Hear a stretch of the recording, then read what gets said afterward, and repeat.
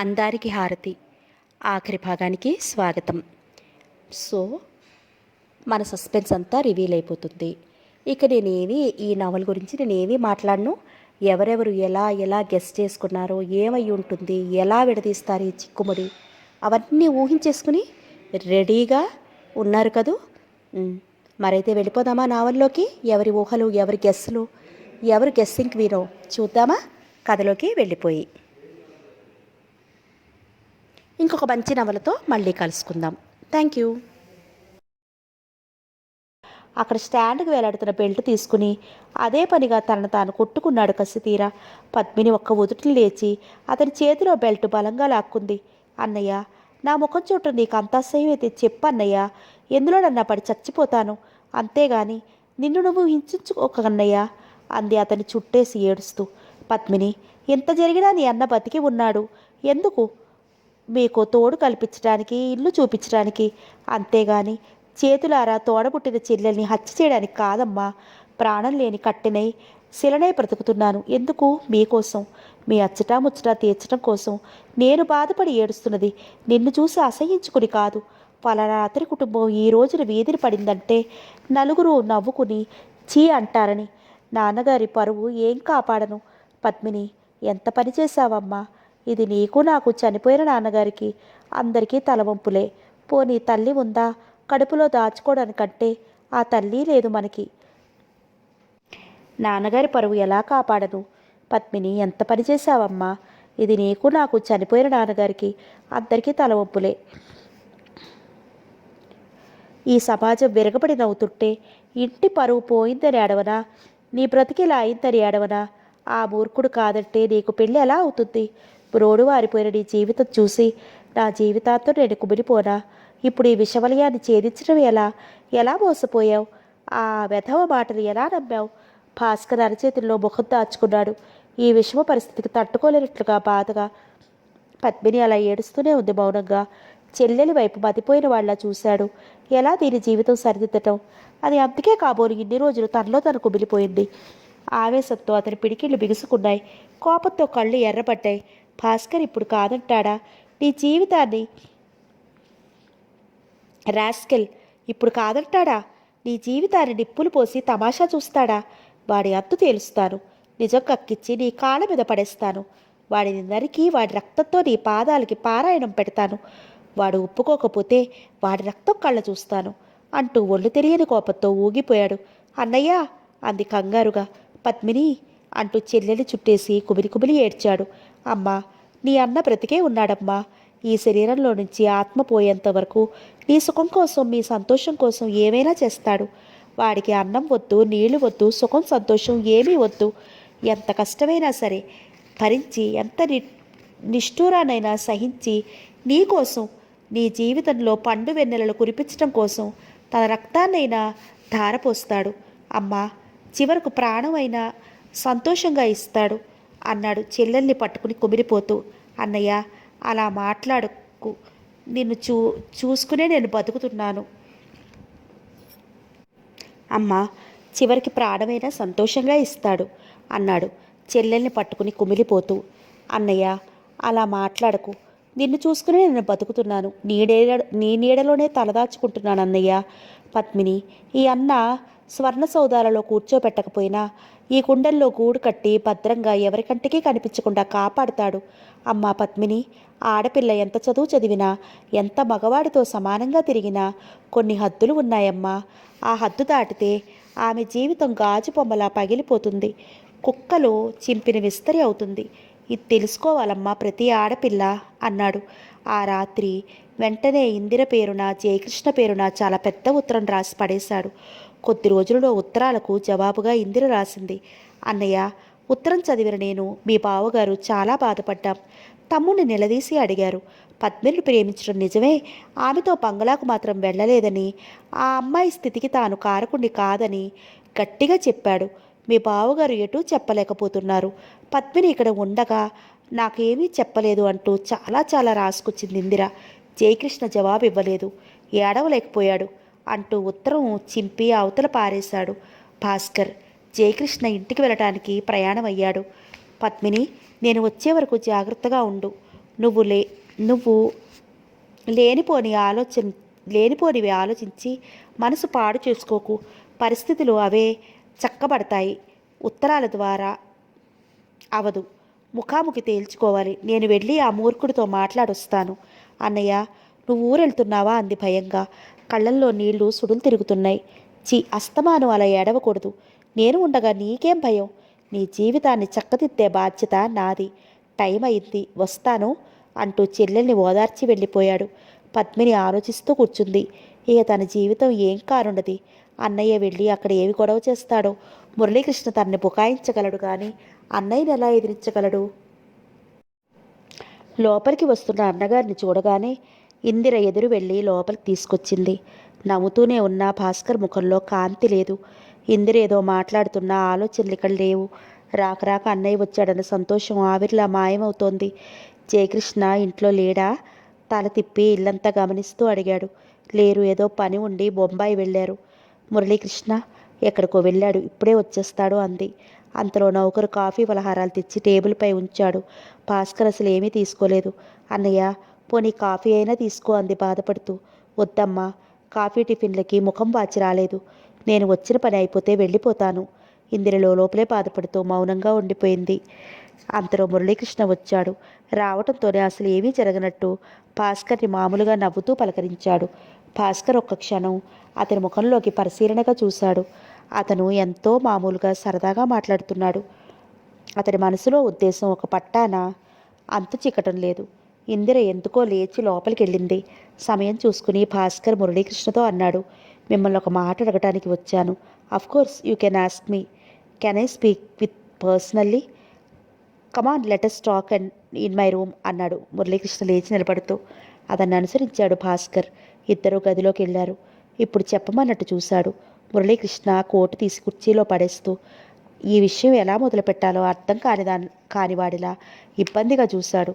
మురళీకృష్ణ భాస్కర్ని రెప్పవాల్చకుండా పరీక్షగా చూశాడు క్షణంసేపు. తెల్లటి ప్యాంట్, తెల్లటి ఫుల్ హ్యాండ్ షర్ట్లో నుంచి బనీను అందంగా కనిపిస్తోంది. షర్ట్ని టక్ చేసుకున్నాడు. మనిషి తెల్లని తెలుపు.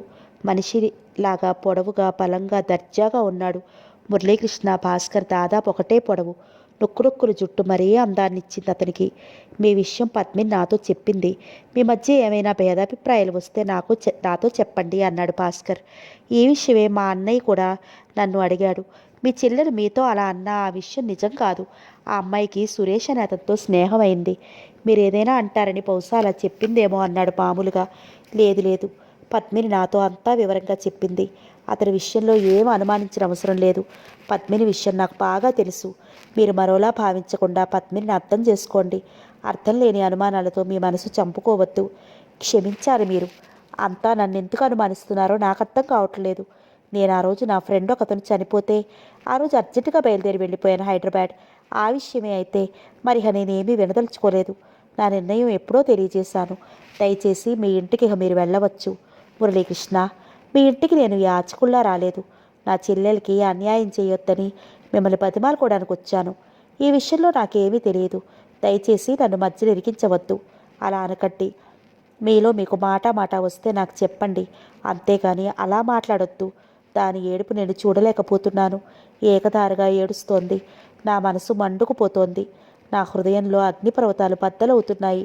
నా చెల్లెలి జీవితం చక్కబడకపోతే నేనేమవుతానో నాకే తెలియదు. నా చెల్లెలు బతికే నాకు ముఖ్యం. దాని సంతోషమే నా ఊపిరి. దాని ఆనందమే నాకు ప్రాణం. క్షమించాలి. మీరు అడగవలసింది మరొకరిని. నన్ను అడిగితే నేనేమీ సమాధానం చెప్పలేను. మురళీకృష్ణ, ఇవి చేతులు కావనుకోండి. చెల్లెళ్ళిద్దరూ నా ప్రాణం. నా రెండు కళ్ళు. ఒక కంట కన్నీరు, ఒక కంట పన్నీరు ఒలుకుతుంటే నేను చూడగలనా? మిమ్మల్ని కలుసుకుని ఇక్కడ ఎంత కుమిలి మిమ్మల్ని తలుచుకుని అక్కడ అది ఎంత కుమిలి ఏడుస్తోందో చూస్తే మీకే అర్థమవుతుంది. అంత ప్రేమించిన మిమ్మల్ని ఇంత మోసం చేస్తుందని అనుకోవద్దు. మిమ్మల్ని బతిమాలి వేడుకుంటున్నానంటూ చేతులు పట్టుకుని బ్రతిమాలాడాడు. మీరు అనవసరంగా ఏమో మాట్లాడుతున్నారన్నాడు తన చేతులు వెనక్కి తీసుకుంటూ. భాస్కర్ అతని చేతులు వదలలేదు. మిమ్మల్ని ఒప్పిస్తానని దానిని నమ్మించి వచ్చాను కొన్నంత ఆశతో. నా రాక కోసం, నేను చెప్పే మాట కోసం చూస్తూ ఉంటుంది. అన్నం పుణ్యం తెలియని అమాయకురాలు. నా చెల్లెల్ని అంత మోసం చేయవద్దు. మీ మనసు ఎవరో విరిచేసి ఉంటారు. ఒకసారి సావధానంగా ఆలోచిస్తే మీకే అర్థమవుతుంది. అభం శుభం తెలియని పసి మనసు దాని జీవితంలో నిప్పులు పోయవద్దు. నేను ఒకప్పుడు పద్మినిని ప్రేమించిన మాట నిజమే. ఎన్నెన్నో ఊహాసౌధాలు నిర్మించుకున్నాను. నాన్నగారితో చెప్పి ఆమెను వివాహం చేసుకోవాలనుకున్నాను. కానీ ఇంతలోనే ఇలా జరిగింది. పద్మిని మరి ఎవరికో మనసిచ్చింది. అదంతా మీ భ్రమ. మీరు ఎంతగా పద్మినిని ప్రేమించారో తాను మిమ్మల్ని అంతగా ప్రేమించింది. ఆ నిజాన్ని తెలుసుకుంది. కల్లా కపటం తెలియనిది మిమ్మల్ని మోసం చేసేది తన ఎవరైనా ఏమో గాని పద్మిని మాత్రం అలా ఎప్పటికీ చెయ్యదు అన్నాడు భాస్కర్ శాంతంగా. ఏ ఎందుకని? తానేమైనా దివి నుండి భూమికి దిగి వచ్చిన దేవత? హేళనగా అన్నాడు మురళీకృష్ణ. నిజంగా దేవతే. మీకు ఇప్పుడు తెలియకపోయినా తర్వాతైనా ఆ సత్యాన్ని తెలుసుకుంటారు. మీరు మాత్రం అలా మాట్లాడవద్దు. దాని జీవితం మీరు కాదంటే నలుగురిలో నవ్వులు పాలవుతుంది. లోపల లోకులు కాకుల్లా పొడుస్తారన్నాడు భాస్కర్. అతనికి కోపం రావటం లేదు. ఎలా అయినా బ్రతిమాలి చెల్లెలి పెళ్లి జరిపించాలని ఆతృతగా ఉంది. ఈ సిగ్గుమాలిన పని నేను చేశానంటూ నా నెత్తిన రుద్దడానికి మీకు సిగ్గు లేదా అన్నాడు కోపంగా. ఆడపిల్ల గలవాణ్ణి కాబట్టి కాళ్ళు పట్టుకోవడానికి వచ్చాను. మీకు ఓ చెల్లెలుంటే నా బాధ మీకు తెలిసి వచ్చేది అన్నాడు చిరునవ్వుతో శాంతంగా. అలాంటి చెల్లెలే ఉంటే ఇటువంటి పాడు పని చేసినందుకు నరికి వేసేవాణ్ణి అన్నాడు నిర్లక్ష్యంగా. అటువంటి పాడు పనిలో మగవాడికి కూడా భాగం ఉంటుంది. వాడిని కూడా నరికి పారేయవలసిందేనా? తాపీగా అన్నాడు మురళీకృష్ణ భాస్కర్ ముఖంలో కోపంగా చూస్తూ. ఇటువంటి విషయాలకి మగవాడు కారకుడు కాదు. తప్పు ఆడదానిదే కాబట్టి పడవలసింది ఆడదే. ఆడది నిస్సహాయురాలు. మగవాడిని ఎదుర్కోలేదు. వాడు పశుబలంతో ఏం చేయడానికన్నా వెనుతీయడు. ప్రేమించడం తప్పు కాదే. అలాగని ఆట బొమ్మ చేసి అవసరం తీరగానే ఆడదాని విలాస వస్తువుగా భావించి మగబొమ్మగా చూడటం కాదు.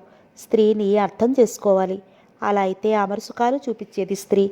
ఇల్లుని నందనవనంగా ఇంట్లో ఆనందం వెల్లివిరిసేలా చేసేది స్త్రీ. పురుషుని హృదయంలో మధుర భావనలు, కోరికలు, ఆశలు నింపేది స్త్రీ. స్త్రీని దేవతగా భావించాలే కానీ ఆమె జీవితం నాశనం చేసి పైగా తప్పు ఆమెది అని నిందించటం, మగవాడిది తప్పు కాదనుకోవటం పొరపాటు. ఆడదాన్ని మాయమాటలు చెప్పి లొంగదీసేది పురుషుడే. ఆ మాటలకు లొంగిపోతారు స్త్రీలు. మీరేమీ నాకు నీతులు బోధించడం అవసరం లేదు. నీతులు బోధించడానికి నేనెవరిని? ఆడది అంటే అర్థం, విలువ తెలియచేశాను. నా చెల్లెలి జీవితం మళ్ళీ కళకళలాడేలా చెయ్యమని మీ ముందు తల వంచి బ్రతిమలడానికి వచ్చిన నేను మీకు నీతులు బోధిస్తానా? మురళీకృష్ణ ధోరణి చూస్తుంటే అతడికి మతిపోసాగింది. రాతి విగ్రహంలా ఎన్నన్నా ఒకటే సమాధానం చెప్తున్నాడు. అతని మనస్సు ఇంతగా ఆకర్షించిన ఆ అమ్మాయి విధారాణి ఎటువంటిదో తిరిగి తానే అన్నాడు. ఆనాడు తల్లిని పోగొట్టుకుని తల్లి కోసం ఏడుస్తుంటే చూడలేక నా మనసు కొట్టుకుపోయింది. కానీ ఈనాడు పెళ్లి కాని పిల్ల తల్లి స్థానాన్ని పొందబోతోంది. పుట్టబోయే తన చిన్నారి బిడ్డను గుండెలకి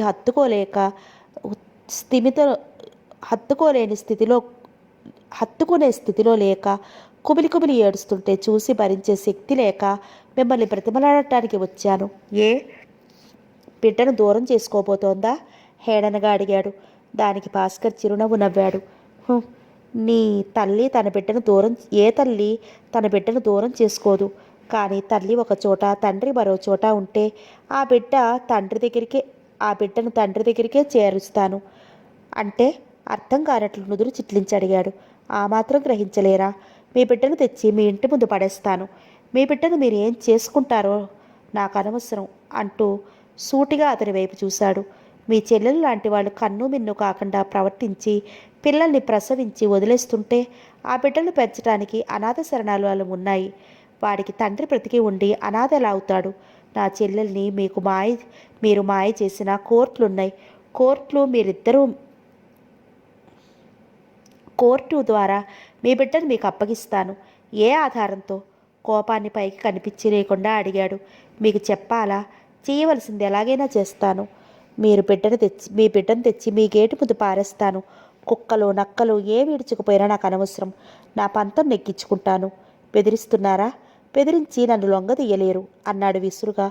ఆఖరిసారిగా అడుగుతున్నాను. తప్పు చేసింది మీరు. చేసిన తప్పుకి క్షమార్పణలు కోరుకుని పద్మినిని వివాహం చేసుకోండి. క్షమార్పణలు చెప్పుకునేటంత తప్పు పని నేనేమీ చెయ్యలేదు. తరచి తరచి నన్ను అడగవద్దు. ఇదే నా నిర్ణయం, ముమ్మాటికి అదే నా నిర్ణయం. అయితే చాలా దూరం వెళుతుంది ఈ విషయం. ఇద్దరిలో శాంతం పోయి అగ్గి రాజుకుంటోంది. ఎంత దూరం? తల ఎగరేసి నిర్లక్ష్యంగా అడిగాడు మురళీకృష్ణ.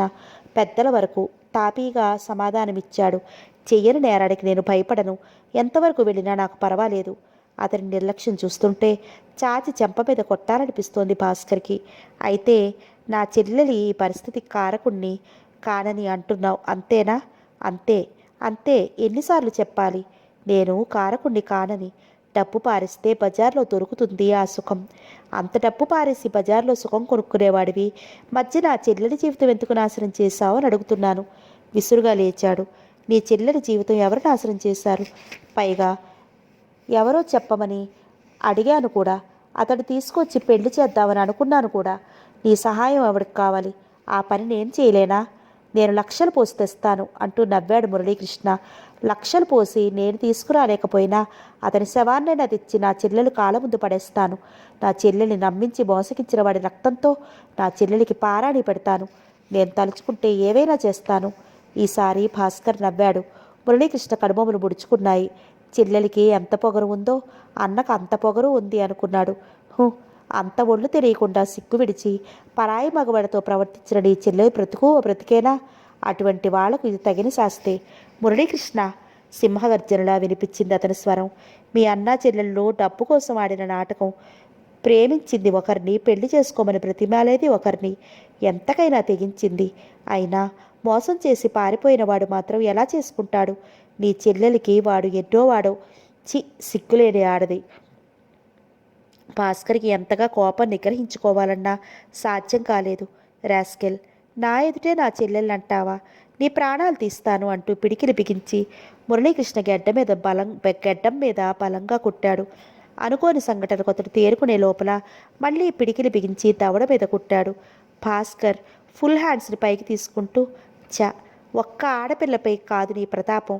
ఈరోజు నువ్వో నేను తేలిపోవాలి అన్నను అంటూ నేను బతికుండగానే నా చెల్లెలు ఎంత మాట వస్తే అంత మాట అంటావా అన్నాడు కోపంతో ఊగిపోతూ. మురళీకృష్ణ ఒళ్ళు తెలియని కోపంతో షర్ట్ హ్యాండ్స్ పైకి తీసుకుంటూ, నా ఇంటికొచ్చి నన్నే కొడతావా? నీ అంతు చూస్తాను అంటూ బూటుకాలుతో అతని పొత్తి కడుపులో తన్నాడు. ఆ తన్నుకి భాస్కర్ దూరంగా వెళ్ళి పడ్డాడు. కానీ వెంటనే చేతికి అందిన ఫ్లవర్ వాస్ తీసుకుని మురళీకృష్ణ మీద గిరాటు వేశాడు. మురళీకృష్ణ ఆ దెబ్బ తప్పించుకోవడం కోసం తల పక్కకి తిప్పడంతో ఫ్లవర్ వాస్ గోడ కొట్టుకుంది. అతను పక్కకి తిరిగి అతను చూసుకుని మెరుపులా అతనిపై ఉరికేశాడు భాస్కర్. ఇద్దరూ కలయిపడ్డారు. ఇద్దరూ బలవంతులే, ఇద్దరూ సరసమానులే. ఏ ఒక్కడు తీసిపోకుండా దెబ్బకి దెబ్బ తీస్తున్నారు. నేను తలుచుకుంటే ఏమైనా చేస్తాను. పగపట్టిన నాగుపామునే అవుతాను అన్నాడు భాస్కర్. నీలాంటి విషనాగులకు ఎలా కూరలు తీయాలో నాకు తెలుసు అన్నాడు మురళీకృష్ణ. నా చెల్లెల్ని అన్యాయం చేసి మరో అమ్మాయిని పెళ్లి చేసుకుందామనా అంటూ బలంగా అతనికి అడ్డంపై కుట్టాడు. నీ రోజులు దగ్గరికి వచ్చాయి. నీ చావు నా చేతిలో ఉంది. నీ అంతు చూస్తాయి వేళ అంటూ తిరిగి అతని బూటుకాలతో పొత్తి కడుపులో తన్నాడు భాస్కర్. నీ చేతులలో నా చావే ఉందో, నా చేతులలో నీ చావే ఉందో ఇవాళ తేలుస్తాను అంటూ మురళీకృష్ణ సింహంలాగా అతనిపై కలియబడి మళ్ళా బలంగా కొడుతూ అతని మొహమంతా పిడికిలతో మర్దించి ఒక్కతోపు తోశాడు. భాస్కర్ వెళ్ళి గోడపై పడ్డాడు. మెరుపులా అతనిపై ఉరుకుతున్న సమయంలో భాస్కర్ పక్కకు తప్పుకున్నాడు. మురళీకృష్ణ అతనిపై కలయబడే సమయంలో కాలు మెలిపెట్టి గట్టిగా లాగాడు. దాంతో అతను కింద పట్టడంతో అతని వైపు ఉరికి కలయబడ్డాడు భాస్కర్. చేసిన తప్పు ఒప్పుకుని ఆ అమాయకురాలి కాళ్ళ మీద పడి క్షమాపణలు కోరుకో అన్నాడు. ఒప్పుకోకపోతే నీ తల నరికి రక్తంతో తడిసిన నీ తలని తీసుకుని వెళ్ళి నా చెల్లెలు పాదాల దగ్గర పడేయకపోతే నా పేరు భాస్కర్ కానే కాదు. నిన్ను చంపి నీ రక్తాన్ని చూసిందాకా నేను నిద్రపోను. నా చెల్లెలికి జరిగిన అన్యాయానికి అది ఊరుకున్నా నేను ఊరుకోను. నిన్ను ఈవేళ చంపి తీరతాను.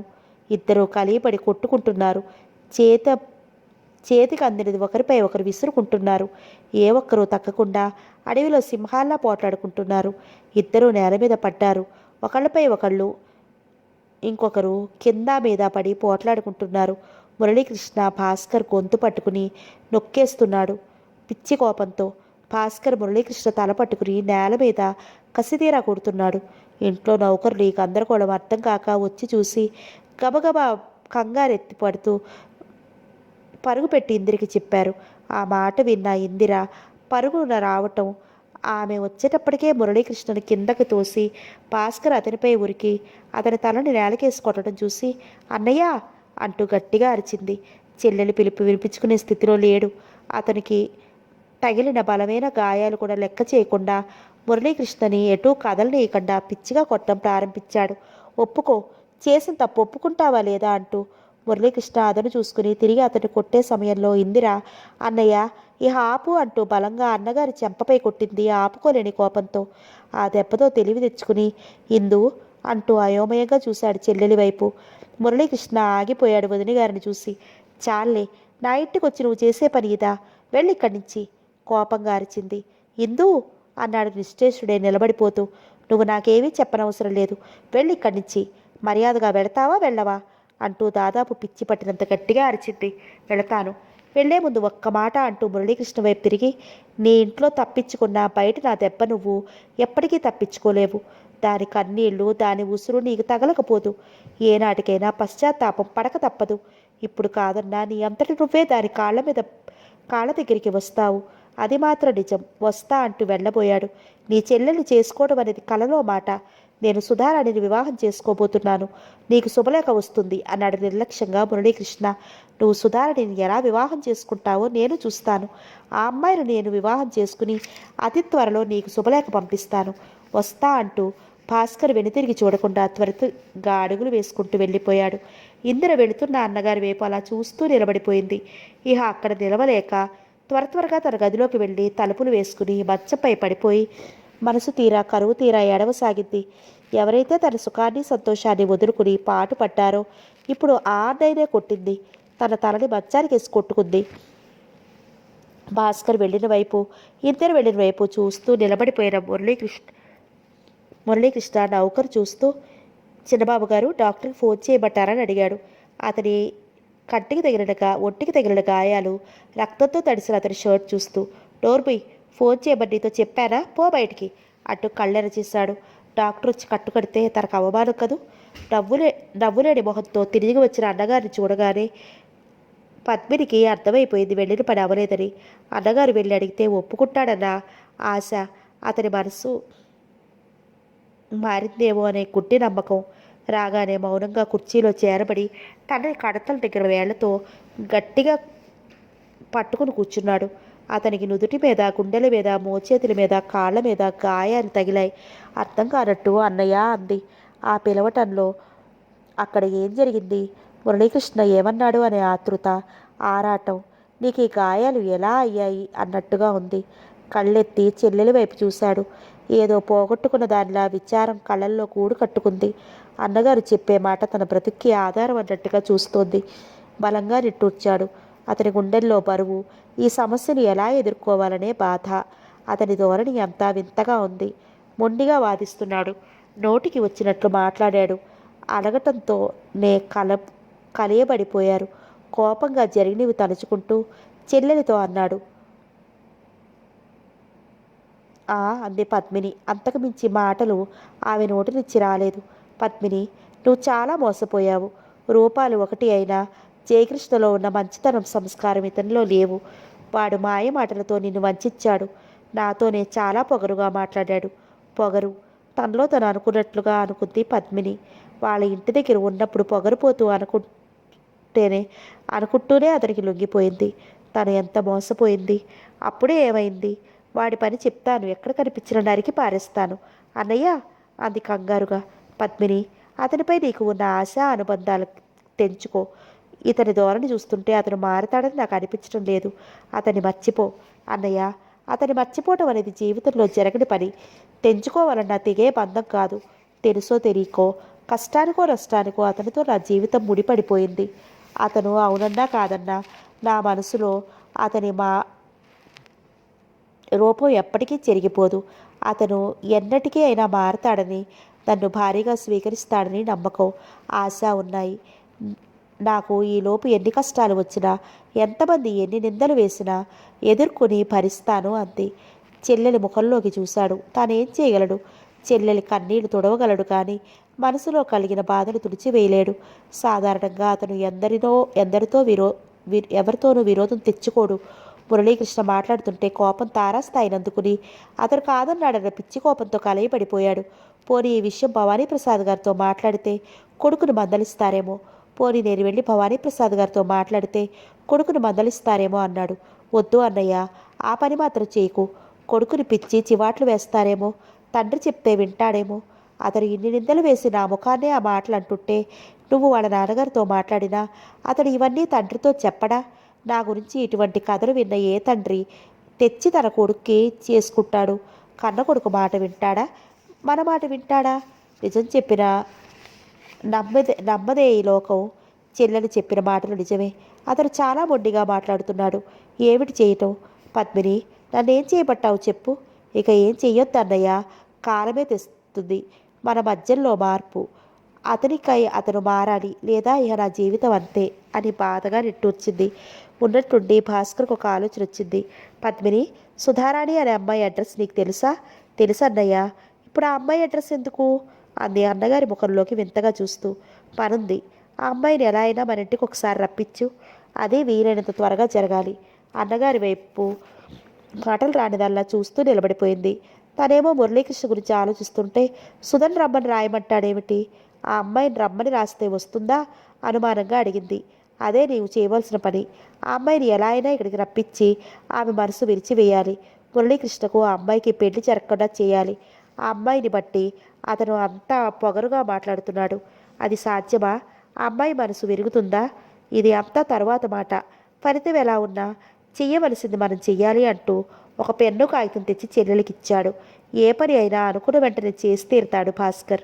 అన్నగారి మాటను కాదనలేక సుధారానికి తను బెంగళూరు వచ్చినట్టుగా చూసి చాలా రోజులైందని వాళ్ళ అన్నగారి మరణం గురించి విచారిస్తూ ఇక్కడికి వస్తే ఆమెకు కొంచెం మార్పు ఉంటుంది, ఇద్దరు సరదాగా 4 రోజులు గడపవచ్చు, బెంగళూరు రమ్మని మరీ కోరుతూ ఉత్తరం రాసింది పద్మిని సుధారానికి. భాస్కర్ తనకు బాగా తెలిసిన ఒక డాక్టర్ని కలుసుకుని అసలు విషయం తెలియజేయకుండా మరో విధంగా చెప్పి చెల్లెలి విషయంలో అతని సలహా కోరాడు. డాక్టర్ అంతా విని ఇప్పుడు లాభం లేదని, ఇంత ఆలస్యం అయిన తర్వాత అలా చేస్తే తల్లి ప్రాణానికి అపాయమని చెప్పాడు. ఆ మాటతో భాస్కర్ మరీ కుంగిపోయాడు. ఎలా? నలుగురిలో తలెత్తుకు తిరగటం. ఇప్పుడు ఏం చెయ్యాలి? చెల్లెలి కన్నీటి దారులు చూస్తూ తనలో తను కుమిలిపోవాలా? భాస్కర్ ఆలోచనలతో రాత్రి పగలు గడుపుతున్నాడు. అంతలోనే పద్మినిపై ఒళ్ళు తెలియని కోపం ముంచుకొచ్చుతుంది. వెనక ముందు ఆలోచించకుండా చేసిందని చెల్లెలి ముఖం చూడగానే కోపం చల్లారిపోతుంది. పద్మిని మాత్రం ఏం చేస్తుంది? అలా నమ్మించారు ఆ దుర్మార్గుడు. తన చెల్లెలికి మాత్రం బాధ లేదు, ఆమెకు మాత్రం అవమానం కాదు. ఏమైనా అంటే మనసు కష్టపెట్టుకుని ఏడుస్తుంది. ఏ అఘాయిత్యమైనా చేస్తుంది. అలా చేస్తే ఇంకేమైనా ఉందా? 10 కళ్ళతో చెల్లెల్ని చూస్తున్నాడు. వీలైనంత వరకు ఇంటి దగ్గరే ఉండి చెల్లెల్ని మాటలతో మరిపిస్తున్నాడు. పద్మిని మనసులో ఆలోచనలు తెగటం లేదు. అతని గురించి ఆలోచించిన నిమిషం లేదు. తామిద్దరూ సరదాగా గడిపిన రోజులు గుర్తుకు తెచ్చుకుంటూ అతను తనకి చేసిన అన్యాయాన్ని తలుచుకుంటూ తనలో తను కుమిలిపోతోంది. ఆర్పశక్యంగాని మంటను గుండెల్లో దాచుకుని తిరగలేక ఒక్కోసారి ఎందులోనన్నా పడి చచ్చిపోదామని అనిపిస్తోంది. ఏమైనా తిని ప్రాణం తీసుకుందామని ఎన్నోసార్లు ఎన్నో విధాలుగా ఆలోచించింది. కానీ అంతలోనే తన గర్భంలో మెదులుతున్న శిశువు గురించి ఆలోచన రాగానే మాతృత్వంలోని మాధుర్యాన్ని పద్మిని వెనక్కి లాగుతోంది. ఎటువంటి విషమ పరిస్థితి అయినా సరే ఎదుర్కొనే శక్తిని ప్రసాదించమని భగవంతుని వేడుకుంటూ రోజులు దొర్లిస్తోంది. వారం రోజుల తర్వాత సుధాకర్ రాణి దగ్గర నుండి ఉత్తరం వచ్చింది. బంధువులెవరూ తమకు లేకపోవటం వలన కొద్ది రోజులు ఎక్కడికైనా వెళ్ళి గడుపుతామంటే లేదు. కాస్త మనసు శాంతిగా ఉంటుంది అనుకుంటుండగా నీ ఉత్తరం వచ్చింది. నీ ఆహ్వానానికి చాలా సంతోషమని, తను 10 రోజుల్లో వస్తున్నానని రాసింది. ఆ ఉత్తరం మౌనంగా అన్నగారికి అందించింది. అది చూసి తల పంకిచ్చాడు ఏదో ఆలోచిస్తూ. ఆ రోజు సాయంత్రం సుధారాణి వచ్చింది. పద్మిని సంతోషంగా ఆహ్వానించింది ఆమెను. అన్నగారికి పరిచయం చేసింది. సుధారాణి రాకతో ఇల్లు సందడిగా ఉంది. పద్మిని సంతోషంగా ఆహ్వానించింది ఆమెను. అన్నగారికి పరిచయం చేసింది. సుధారాణి రాకతో ఇల్లు సందడిగా ఉంది. పద్మిని తన బాధను కాస్త మరిచిందనే చెప్పవచ్చు. సుధా ఆమెకు వంట పనుల్లో అన్నీ సాయపడుతూ చకచకా ఇల్లంతా తిరుగుతూ ఇంట్లో మనిషిగా కలిసిపోయింది. భాస్కర్ కూడా వీలైనంత వరకు ఇంటి వద్దనే ఉంటూ సుధారాణితో కబుర్లు చెప్తూ కూర్చుంటున్నాడు. అతను ఏవో కబుర్లు చెప్పి ఆ అమ్మాయిని చెల్లెల్ని ఇద్దరిని నవ్వించేవాడు. ఒక్కోసారి పద్మిని పనిలో ఉంటే సుధా అతనికి కాఫీ టిఫిన్ పట్టుకెళ్ళి ఇచ్చేది. అమ్మాయి అతను ఎటో చూస్తున్నప్పుడు, ఏదైనా పుస్తకం చదువుతున్నప్పుడు అతని ముఖంలోకి పరిశీలనగా చూసేది. అతని అందచందాలు, అతని హుందాతనం చూసి సుధారాణి మనసు ఏవో లోకాల్లో విహరించేది. ఎప్పుడూ అతనికి ఎదురుగా కూర్చుని అతను చెప్పే కబుర్లు వింటూ అతని కళ్ళల్లోకి అలాగే చూడాలని ఆమె మనసు కోరుకునేది. భాస్కర్ ఆమెను ఓరకంట కనిపెట్టేవాడు. ఒక్కో రోజు గడుస్తున్న కొద్దీ అతని రూపం సుధారాణి మనసులో నిలిచిపోతోంది. భాస్కర్ ఒకరోజు 2 సినిమా టికెట్లు తెచ్చి సుధని పద్మిని వెళ్ళమన్నాడు. సుధ వెళ్ళడానికి సరదా పడింది. పద్మిని రానేనంది. భాస్కర్ తప్పనిసరి ఆమెతో బయలుదేరాడు.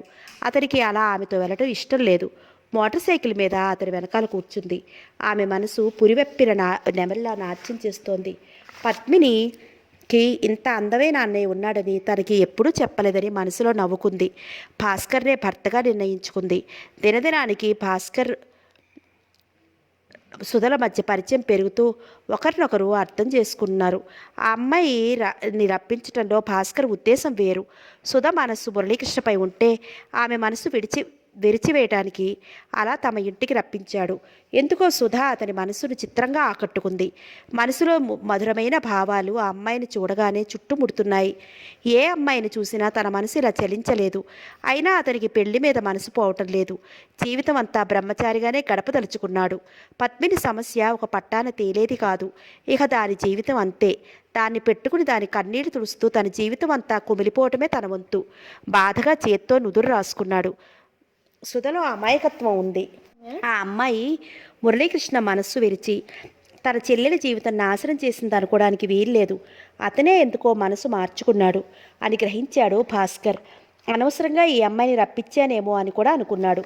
ఇరువురిలో ప్రేమ చిగురించడంతో ఒకరి మనసులో ఉన్నవి ఒకరు తెలుసుకున్నారు. భాస్కర్ తనకి ఇంతట్లో పెళ్లి చేసుకునే ఉద్దేశం లేదని చెప్పాడు. అంటే అంది సుధ అర్థం కాక. నా చెల్లెలి పెళ్లి జరగాలి, అప్పుడు నా విషయం ఆలోచిస్తాను. ఓ అదా అంటూ తేలిగ్గా నవ్వేసి మరి మురళీకృష్ణకి ఇచ్చి చెయ్యరా అని అడిగింది. ఇంకా ఏమీ అనుకోలేదు అన్నాడు ముక్తసరిగా. మీరు అతని అభిప్రాయం కనుక్కున్నారా? అతనికి మనసులో పద్మిని చేసుకోవాలని ఉంది.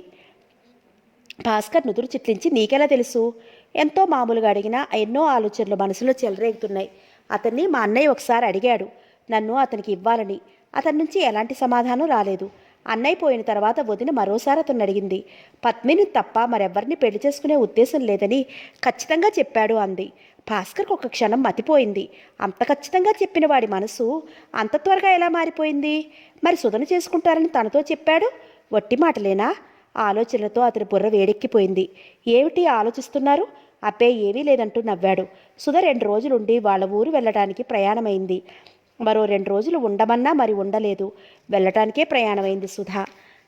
మళ్ళా ఈ ఇంట్లో మా వదినగా అడుగు పెడుతూ కానీ అంటూ నవ్వి చీర రవికల గుట్ట సుధకు బొట్టు పెట్టి ఇచ్చింది. పద్మిని సుధ మనసు కనిపెట్టకపోలేదు. ఆమె సిగ్గుపడింది ఆ మాటలకు. ప్రయాణమై వెళుతుంటే భాస్కర్తో అంది, నేను గుర్తుంటానా మీకు అని కళ్ళనీళ్లు తెచ్చుకుంది. భాస్కర్కి కూడా బాధగానే ఉంది. ఈ 20 రోజుల్లో తమ ఇంట్లో మనిషిగా కలిసిపోయింది.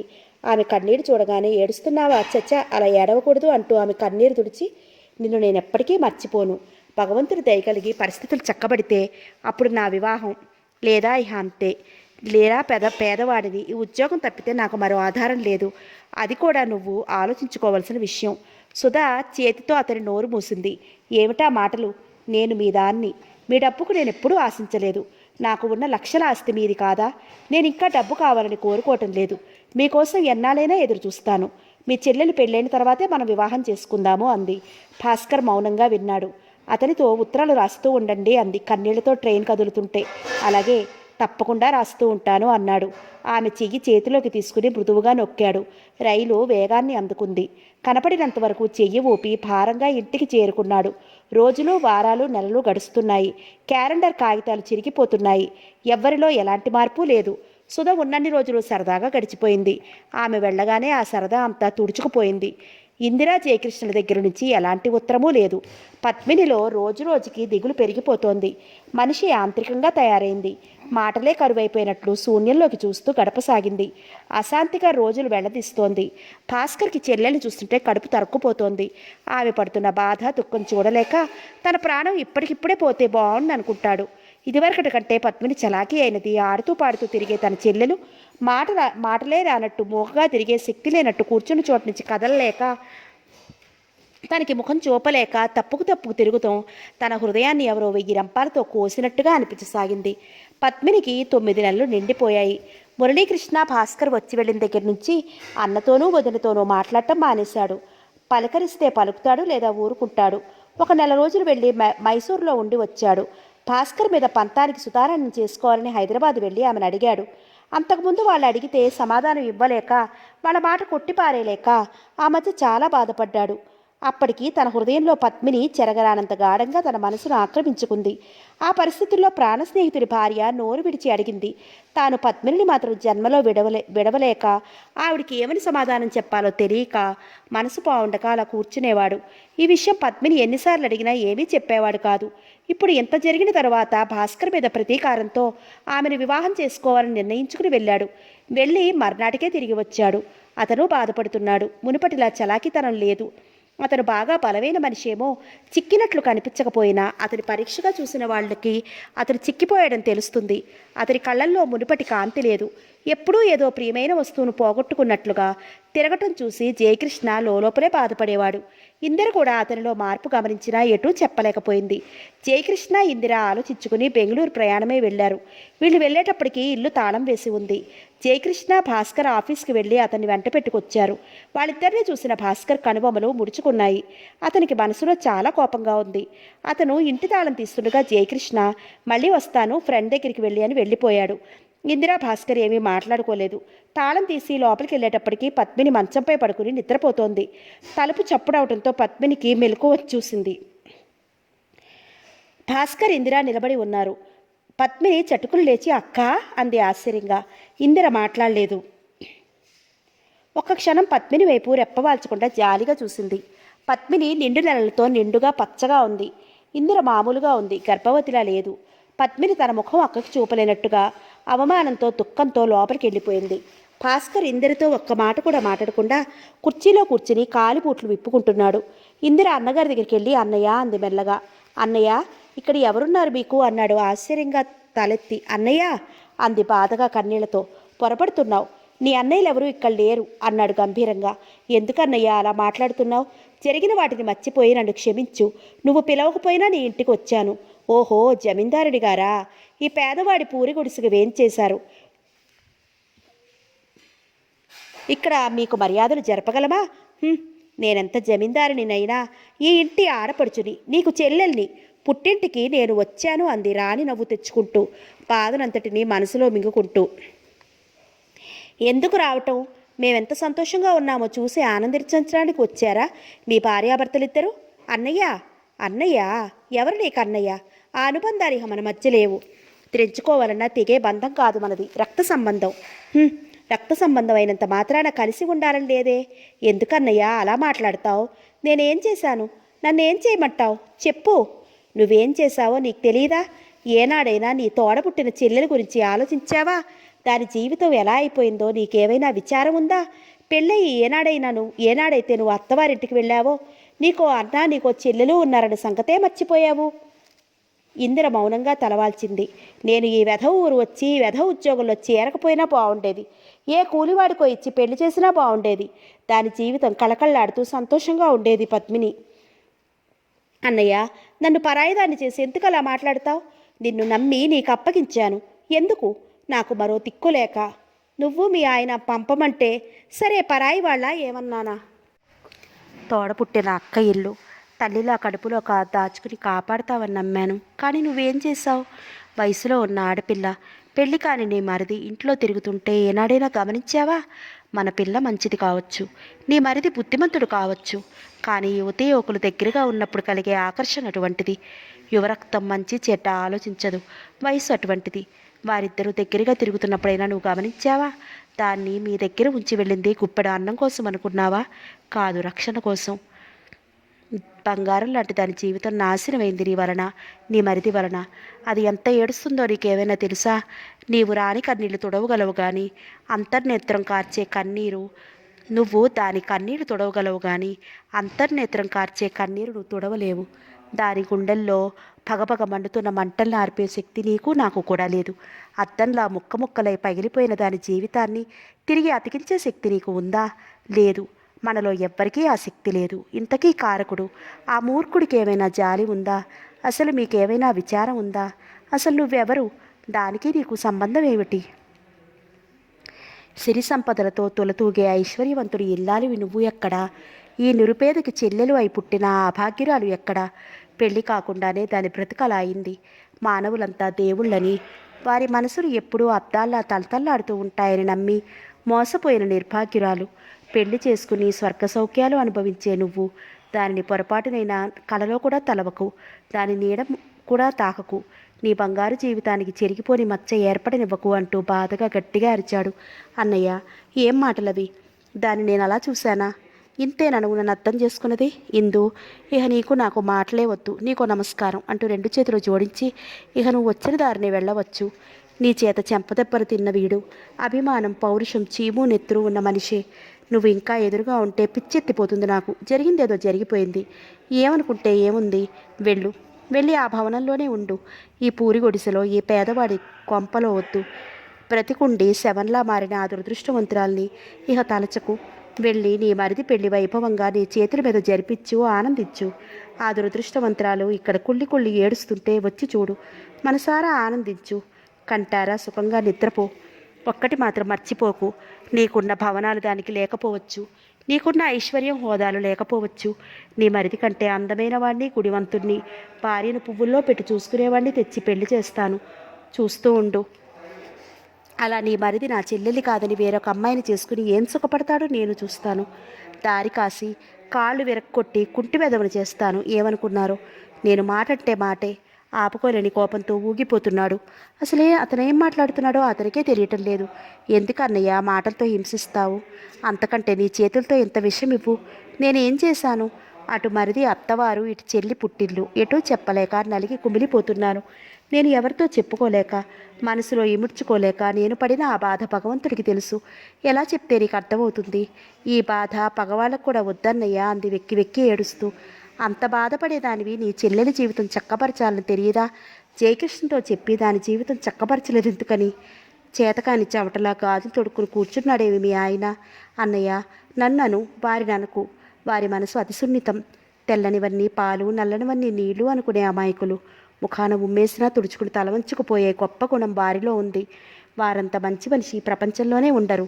వారికి గొడవలేమీ తెలియవు. ఏదో పనుల మీద వెళ్ళిపోయేవారు. మురళీకృష్ణ పద్మినీల మధ్య స్నేహం పెరిగిందని నాకు కూడా ఆలస్యంగానే తెలిసింది. తర్వాత ఆయన తమ్ముడి అభిప్రాయం కనుక్కున్నారు. మురళీకృష్ణ ఒకరు చెప్తే వినే రకం కాదు. మొండి మనిషి, ఎవరి మాట వినరు, నాకు తెలుసు. మీ బావగారికి ఉన్న మంచి గుణం అతడిలో లేదు.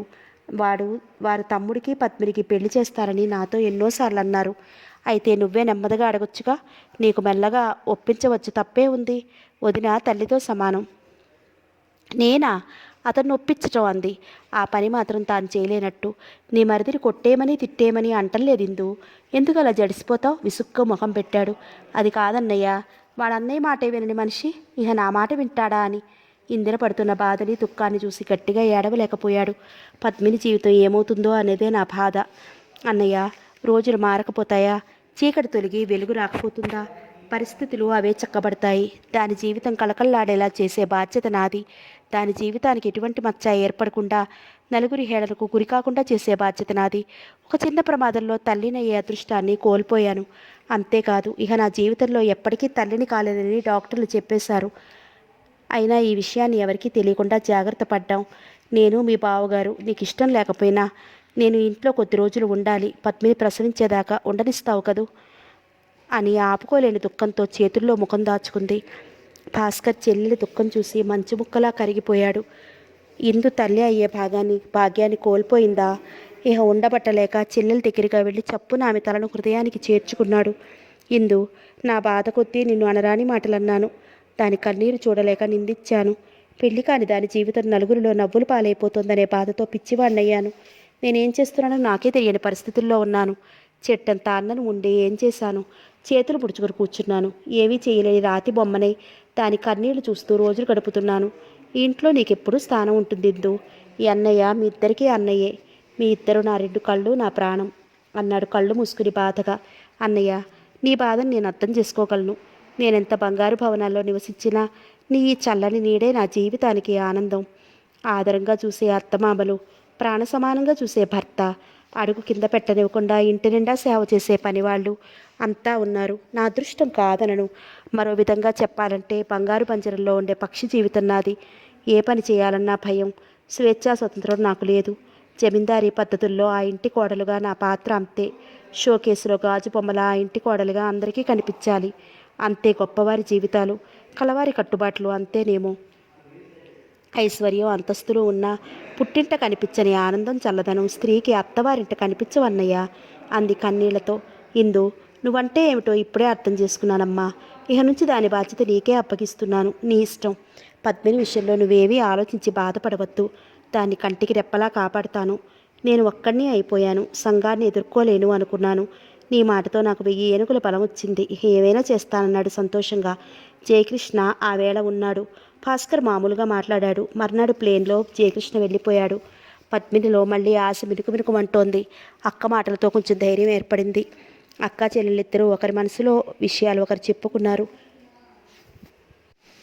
అక్క, ఏనాటికైనా మురళీకృష్ణ మనస్సు మారుతుందంటావా అడిగింది పద్మిని. తప్పకుండా మారుతుంది. కాలమే మనుషుల మనసులను మార్చగలదు అంది ఇందిర ఆమెకు ధైర్యం చెప్తూ. ఏమో అక్క, నాకు భయంగా ఉంది. అతనితోనే నా జీవితం. అతనే కాదంటే నేను జీవించి నిష్ప్రయోజనం. తన చేతితో చెల్లెలు నోరు మూసింది. అలాగనకు. మీ జీవితానికే రోజులన్నీ ఒక్కలాగే ఉంటాయా? అలాంటి పిచ్చి పిచ్చి ఆలోచనలే మనసులో పెట్టుకోకు. తండ్రికి దూరమైన బిడ్డని సమాజం బ్రతకనిస్తుందా? తండ్రి ఎవరో తెలియని వాడిని హేళన చెయ్యరా? నా బిడ్డ ఏనాటికైనా తండ్రిని చేరుకోగలడా? తప్పకుండా. భగవంతుడు దయామయుడు. తండ్రి దగ్గరికే ఆ బిడ్డను చేరుస్తాడు అంది చెల్లెలి తలపై చెయ్యి వేసి నిమురుతూ. ఇందిర మాటలు పద్మినికి హాయిగా మనస్సుకి శాంతినిచ్చాయి. ఇందిరకు రోజులు గడుస్తున్న కొద్దీ ఏదో తెలియని భయం కలగసాగింది. పద్మిని గురించిన ఆలోచనలు, దాని జీవితం ఏమవుతుందోనని. ఒకసారి మురళీకృష్ణ జయకృష్ణ ఊళ్ళో లేనప్పుడు సమయం చూసుకుని బంగ్లా తోటమాలిని కబురు చేసి అడిగింది, ఎప్పుడైనా పద్మిని ఆ బంగ్లాకు ఒక్కర్తే వచ్చిందా అని. వాడు వెంటనే జవాబు చెప్పలేక నసిగాడు. పర్వాలేదు, చెప్పమని తాను ధైర్యం చెప్పగా, అమ్మాయి గారు బంగ్లాకు ఒంటరిగా ఎప్పుడూ రాలేదని, చిన్నబాబు గారు ఇద్దరూ కలిసి వచ్చేవారని చెప్పాడు. ఫలానా రోజు ఎవరొచ్చారని అడగగా వెంటనే చెప్పలేకపోయాడు. తర్వాత బాగా గుర్తు తెచ్చుకుని, ముందు అమ్మాయి గారు వచ్చారని, ఆ తర్వాత చీకటి పట్ట తర్వాత చిన్నబాబు గారు వచ్చారని, ఇద్దరూ బంగ్లాలో చాలాసేపు ఉన్నారని చెప్పాడు. ఆ మాట విన్న దగ్గర నుంచి మురళీకృష్ణ అంటే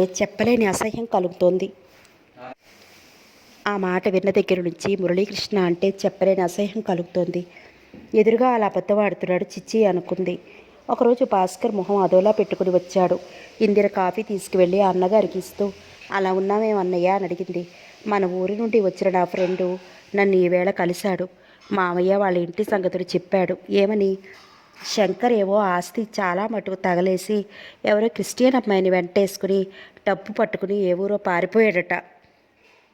అసలు ఇంటికే రాలేదని, ఏమైపోయాడో ఎవరికీ తెలియదట.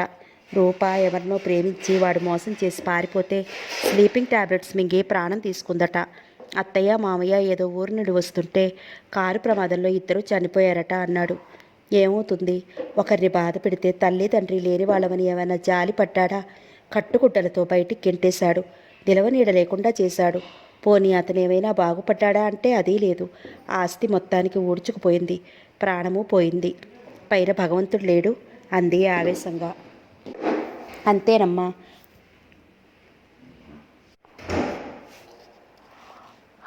అక్కడ కాదు, బయట.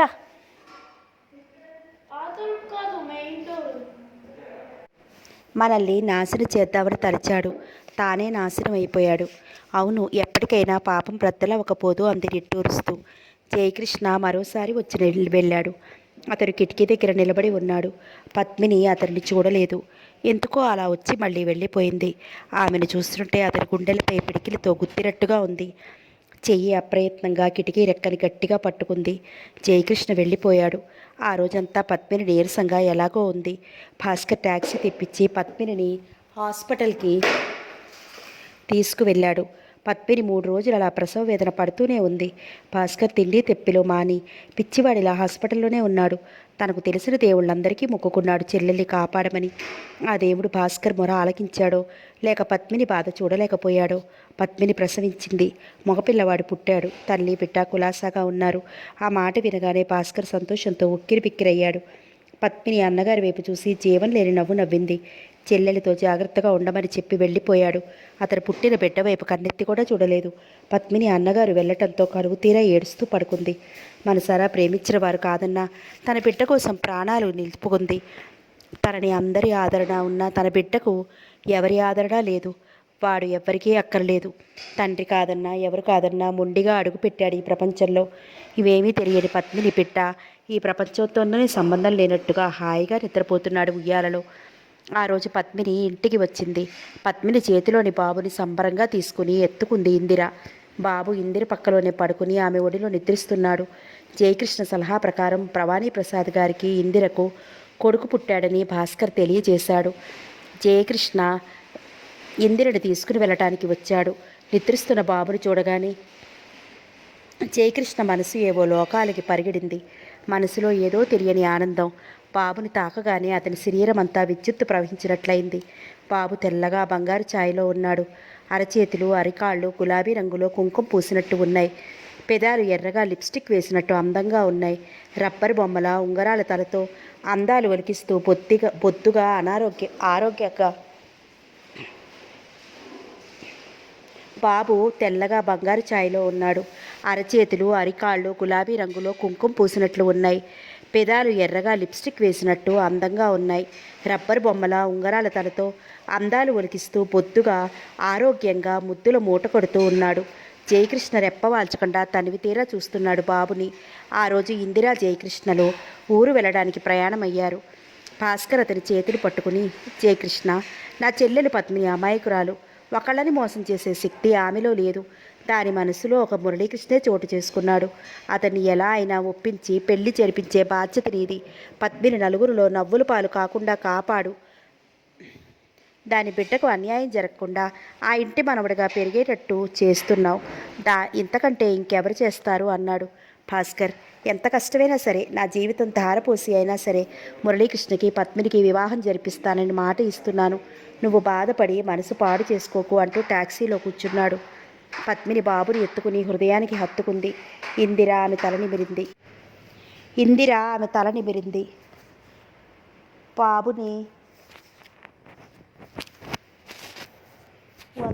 బాబుని వదిలి ఉండవలసి వచ్చిన భవానీ ప్రసాద్ గారి ఇంటికే వెళుతున్నారు. అతని మనవడుగా జమీందారు బిడ్డగా గారంగా పెరుగుతాడు అని అది తనకి సంతోషం కూడా కలిగించింది. జయకృష్ణ పద్మ వైపు చూడలేదు. ఇందిర బాబును తీసుకుని టాక్సీలో కూర్చుంది. టాక్సీ ఎయిర్పోర్టుకు బయలుదేరింది. వాళ్ళు బాబును తీసుకెళ్తుంటే భాస్కర్ పెదవుల మీద చిరునవ్వు మెరిసింది. మురళీకృష్ణతో తను అన్నాడు, నీ బిడ్డను తెచ్చి నీ గేటు ముందు పారేస్తారని. తన మాట నిలిచింది. అతని బిడ్డ అతనికి తెలియకుండా అతని దగ్గరికే వెళుతున్నాడు. బాబుని చూడటానికి భవానీ ప్రసాద్ గారు వసుంధరాదేవి గారు వచ్చారు. బాబుని రవిచంద్రని పేరు పెట్టారు. భవానీ ప్రసాద్ గారు వసుంధరాదేవి ఊరు వెళ్ళారు. బాబు అంటే మురళీకృష్ణకు ప్రాణం. బాబు రాకతో ఆ ఇల్లు ఆనందంతో కలకల్లాడిపోతోంది. ఇక్కడ జరిగే విషయాలన్నీ రాస్తోంది పద్మినికి ఇందిర. బాబు మురళికి ప్రాణం అని రాసింది. ఇంట్లో అందరికీ బాబు అంటే ఎంతో ఇష్టం, ఎంతో ముద్దు. కానీ బాబు అందరి హృదయాలలోనూ చోటు చేసుకుని నాకు ఏం తెలియదు బాబు అన్నట్టు గప్చిప్పుగా ఉయ్యాల్లో పడుకుని నిద్రపోతూ ఉంటాడు. బాబుకు ఒక ఆయాని ఏర్పాటు చేశారు. బాబుకు స్నానం చేయించి ఇందిర చేతికిస్తే ఇందిర బాబుకి ఒంటి నిండా పౌడర్ జల్లి కాటుకు పెట్టి తన ముద్దుల కొడుక్కి దిష్టి తగలకుండా గెడ్డానికి చుక్క పెట్టి పాలు పెట్టి పడుకోబెట్టిన తర్వాత అప్పుడు ఇందిరా జయకృష్ణ టిఫిన్ తీసుకుంటారు. బాబు పాలు తాగిన తర్వాత కానీ జయకృష్ణ టిఫిన్ తీసుకోడు. ఇంటికి రావడంతోనే బాబును ముద్దులు ఆడందే ఎవరితోనూ మాట్లాడడు. భర్తను చూస్తూనే లేని కోపం తెచ్చుకుంటూ మీకు మీ కొడుకును ముద్దులాటతోనే సరిపోతోంది, మేము ఎదురుగా ఉన్నా కనిపించం అంటుంది ఇందిర. భా భార్య ముఖంలోకి చూసి నవ్వి మళ్ళీ బాబుపై దృష్టిని నిలుపుతూ బాబును బుక్కలు నిమురుతూ బాబును హృదయానికి హత్తుకుంటూ ముద్దులతో ముంచెత్తుతాడు జయకృష్ణ. బాబుకు 5వ నెల రాగానే మరీ పొద్దుగా తయారయ్యాడు. ఇప్పుడు అందరినీ గుర్తుపడుతున్నాడు. ఎవరైనా ఇట్టించటి వెళ్తే పడుకుని చక్రాల్లా కళ్ళు తిప్పుతూ వెళ్ళిన వాళ్ళు ఎవరా అని పరిశీలనగా చూస్తాడు. కొత్త వాళ్ళు ఎవరైనా వచ్చి ముద్దులాడితే కనుబొమ్మలు ముడివేసి ఎవరా అని పరిశీలిస్తాడు. కొత్త వాళ్ళు అని తెలియగానే కింద పది విరిచి పిక్కమొహం వేస్తాడు. వెంటనే ఇందిర ఎత్తుకుని నా బాబే అంటూ హృదయానికి హత్తుకుంటుంది బాబుని. జయకృష్ణ మురళీకృష్ణ ముచ్చటపడి చూసిన బొమ్మల్లా కొంతెచ్చి పెట్టడంతో ఇంట్లో బొమ్మలు ఎక్కువైపోయాయి. ఆ ఇందిర భర్తతో ఇప్పటి నుండి ఇన్ని బొమ్మలు ఎందుకు, ఈ బొమ్మలన్నిటితో ఈ పట్టణంలో పెద్ద షాపు తెరవచ్చు అంటుంది నవ్వుతూ. ఆ మాటకి అన్నదమ్ములిద్దరూ నవ్వుకుంటారు. మురళీకృష్ణ ఒక్కోసారి ఉన్నట్టుండి సీరియస్గా మారిపోతాడు. బాబును ముద్దులాడుతున్న వాడల్లా హఠాత్తుగా బాబుని ఆయా చేతికిచ్చి త్వరగా తన గదిలోకి వెళ్ళిపోతాడు. పద్మినిపై కసితో కోపంతో సుధారాణిని చేసుకుందామని హైదరాబాద్ వెళితే తన నిర్ణయం విని సుధ నవ్వుతూ భాస్కర్ని తను ప్రేమించారని, అతని తప్ప ఎవరిని వివాహం చేసుకోనని అంది. పద్మినిని పెళ్లి చేసుకోమని సలహా కూడా ఇచ్చింది. ఆ సలహా నువ్వు ఇవ్వనవసరం లేదని కోపంతో వెంటనే వచ్చేశాడు. ఎక్కడ భాస్కర్, ఎక్కడ సుధ, వీళ్ళిద్దరికీ ఎలా పరిచయం అయిందో మతిపోయినంత పని అయింది. జయకృష్ణ కోపంతో ఉడికిపోయాడు. తన డబ్బు చూసి ఇంటి కోడళ్ళు అనుకున్నారు. నేనంటే ఇద్దరికీ ప్రేమ లేదు. రాక్షసులు ఈ ఆడవాళ్ళు, ఎంతకైనా తగుదురు. ఆడజాతంటేనే అసహ్యం అనిపించసాగింది. ప్రపంచంలో ఉన్న ప్రతి ఆడదాన్ని గొంతు నులిమి అక్కడే గొయ్యి తవ్వి పాతి పెట్టాలన్న పిచ్చి ఆవేశం కలుగుతోంది. మురళీకృష్ణ పెళ్లి గురించి జయకృష్ణ మరోసారి ఆ మాట ఎత్తగానే అతను ముఖం తిప్పుకుని నేను జీవితంలో పెళ్లి చేసుకోననేసి వెళ్ళిపోయాడు. రోజురోజుకి అందరిలో ఆశ అడగంటిపోతోంది. మురళీకృష్ణకి పద్మినికి వివాహం జరగటం అసంభవమని తెలిసిపోసాగింది. అతను మారడని స్పష్టమవుతోంది. ఇందిరా జయకృష్ణల హృదయాలు అంతులేని బాధతో విలవెల్లాడసాగాయి. రోజులు మాత్రం ఎవరికోసమూ ఆగవు. అవి పరుగులు పెడుతూనే ఉన్నాయి. బాబు పుట్టి సంవత్సరం కావస్తోంది. ఎవ్వరిలోనూ మార్పు లేదు. ఈ విషయమే జయకృష్ణ భాస్కర్కి ఉత్తరం రాశాడు. మురళీకృష్ణ ఈ జన్మలో మారతాడనే ఆశ లేదని, అసలు అతనికి పెళ్లి చేసుకునే ఉద్దేశమే లేదని, పద్మిని అలా ఉంచేయడం మంచిది కాదని, మంచి సంబంధం చూడమని, ఎన్ని వేలైనా లక్షలైనా తానిస్తానని ఇలా రాశారని ఏమీ అనుకోవద్దని రాశాడు. భాస్కర్ వద్ద నుండి వెంటనే జవాబు వచ్చింది. అతను మారకపోవటం అది మా దురదృష్టమని, పద్మిని పెళ్లి కోసం ఒక్క పైసా ఇవ్వనవసరం లేదని, పెళ్లి చేసే తాహత్ తనకీ ఉందని, ఐశ్వర్యవంతుడి తేలేకపోయినా భార్యను పువ్వుల్లో పెట్టి చూసుకునే గుణవంతుడితో పెళ్లి జరిపిస్తారని రాశాడు. జయకృష్ణ మరి జవాబు రాయలేకపోయాడు. ఇందిర ఎటూ చెప్పలేకపోతోంది. అటు చెల్లెలి బాధ తలుచుకుంటుంటే మనసు నీరైపోతోంది. ఇటు భర్త పడే ఆవేదన చూడలేకపోతోంది. పద్మినిలో చాలా మార్పు వచ్చింది. ఇప్పుడు అసలు కన్నీరు కార్చటం మానేసింది. ఒక చోట కూర్చుని గంటలు గంటలు ఆలోచిస్తూ గడుపుతుంది. పాత జ్ఞాపకాలు గుర్తు చేసుకుని తనలో తను మెల్లగా నవ్వుకుంటుంది. తన బాబు తల్లి దగ్గర పెరగకపోయినా తల్లిని మించిన దేవతను తల్లిగా పొందాడు. తండ్రి కాని తండ్రి చేతుల్లో అల్లారుముద్దుగా పెరుగుతున్నాడు. ఒకానొకప్పుడు అతని ప్రతిమాలుకుంది. పుట్టబోయే బిడ్డ కోసమైనా జాలి తలచమని. అయినా అతను కలగలేదు. మరి ఇప్పుడు అతనికి తెలియకుండానే బాబుకు దగ్గరైపోయాడు. అతడు ఈ పాటికి మారాడేమో, ఒకవేళ తనకి ఉత్తరం రాస్తాడేమోననే ఆశతో ఎదురు చూడసాగింది. రోజురోజుకి ఆశ నిరాశ కాగా లోకమంతా చీకటిగా అనిపించసాగింది. అతని కన్నుల్లో కొంటెతనాలు, ముఖంలో చిరునవ్వు తనకి దూరం అయిపోయాయి.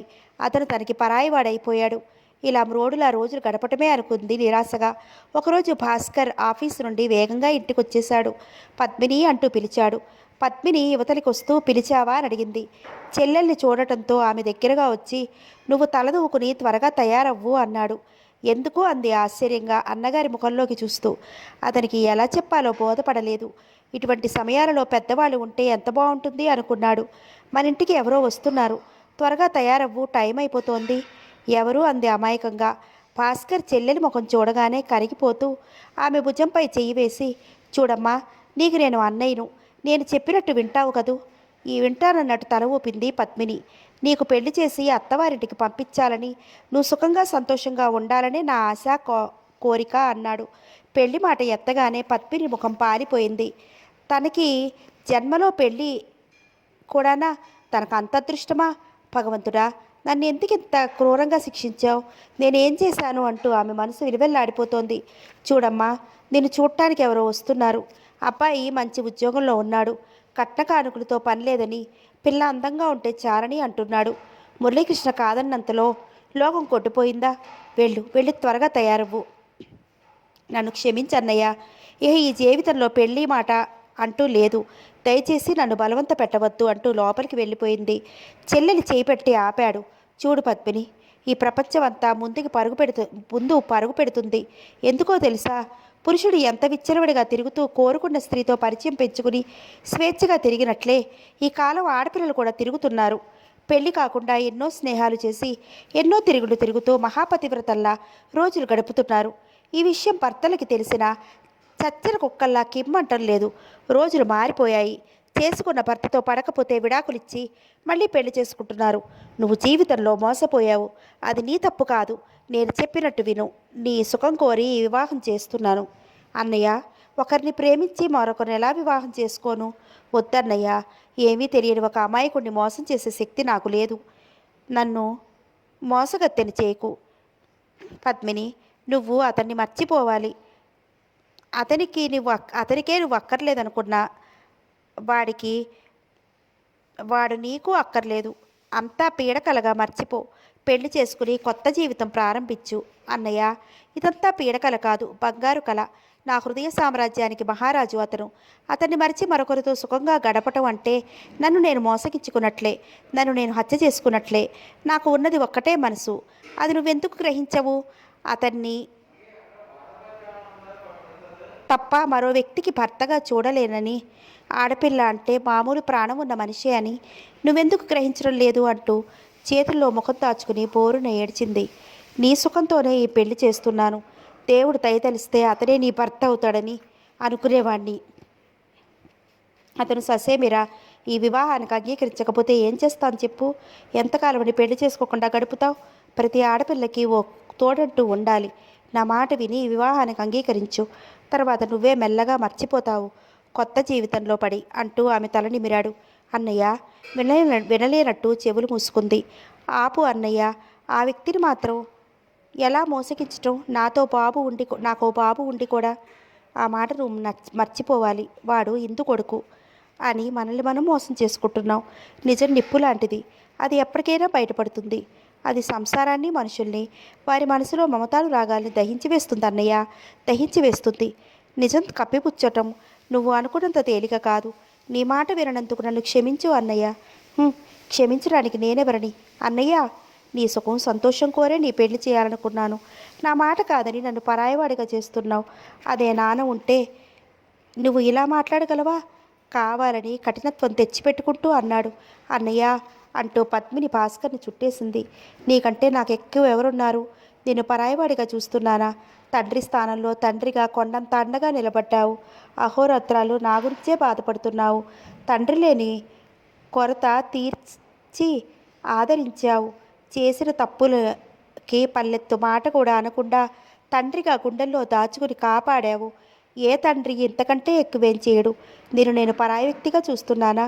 ఏది నా కళ్ళల్లోకి చూసి చెప్పు అంది ఏడుస్తూనే. భాస్కర్ ఆ మాటలకి కరిగిపోలేదు. కావాలని మరి కాస్త నిష్ఠూరంగా, నేను చెప్పినట్టు విననప్పుడు నా విలువ ఏముంది అన్నాడు. ఆ ఒక్క మాట తప్పిస్తే ఏ మాటైనా వింటాను చెప్పు. ఏ మాటో ఎందుకు? ఈ వివాహానికి అంగీకరిస్తావా లేదా చెప్పు. అన్నయ్య, నన్ను క్షమించు. ఇక నాకు పెళ్ళి వద్దు. నేను చేసుకోలేను. ఓ రాతి విగ్రహంలా రోజులు వెళ్ళతీస్తున్నాను. నా రోజులు అలాగే గడిచిపోని అంది అన్నగారిని బతిమాలుతూ. నీ ఇష్టం వచ్చినట్లు కానీ నాతో చెప్పడం దేనికి?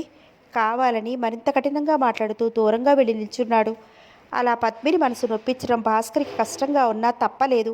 ఇప్పుడు ఇలా కఠినంగా ఉండకపోతే చెల్లెలి జీవితం అంతా చీకటైపోతుంది. తర్వాత బాధపడినా లాభం లేదు. ఆమెకు బలవంతంగానైనా పెళ్లి చేసేస్తే ఆ తర్వాత ఆ వ్యక్తి ప్రేమలో కరిగిపోయి అతన్ని మర్చిపోతుంది.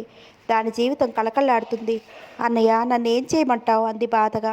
ఏమీ చేయొద్దు. చెల్లెలికి పెళ్లి చేయలేదు, డబ్బు లేక అని నలుగురు నా మీద నింద వేసి నవ్వుకుంటే ఆ బాధ భరించలేక, ఆ అవమానం సహించలేక నేను ఏ రైలు కిందో తలపెట్టి అంటూ ఇంకా ఏదో చెప్పబోయాడు.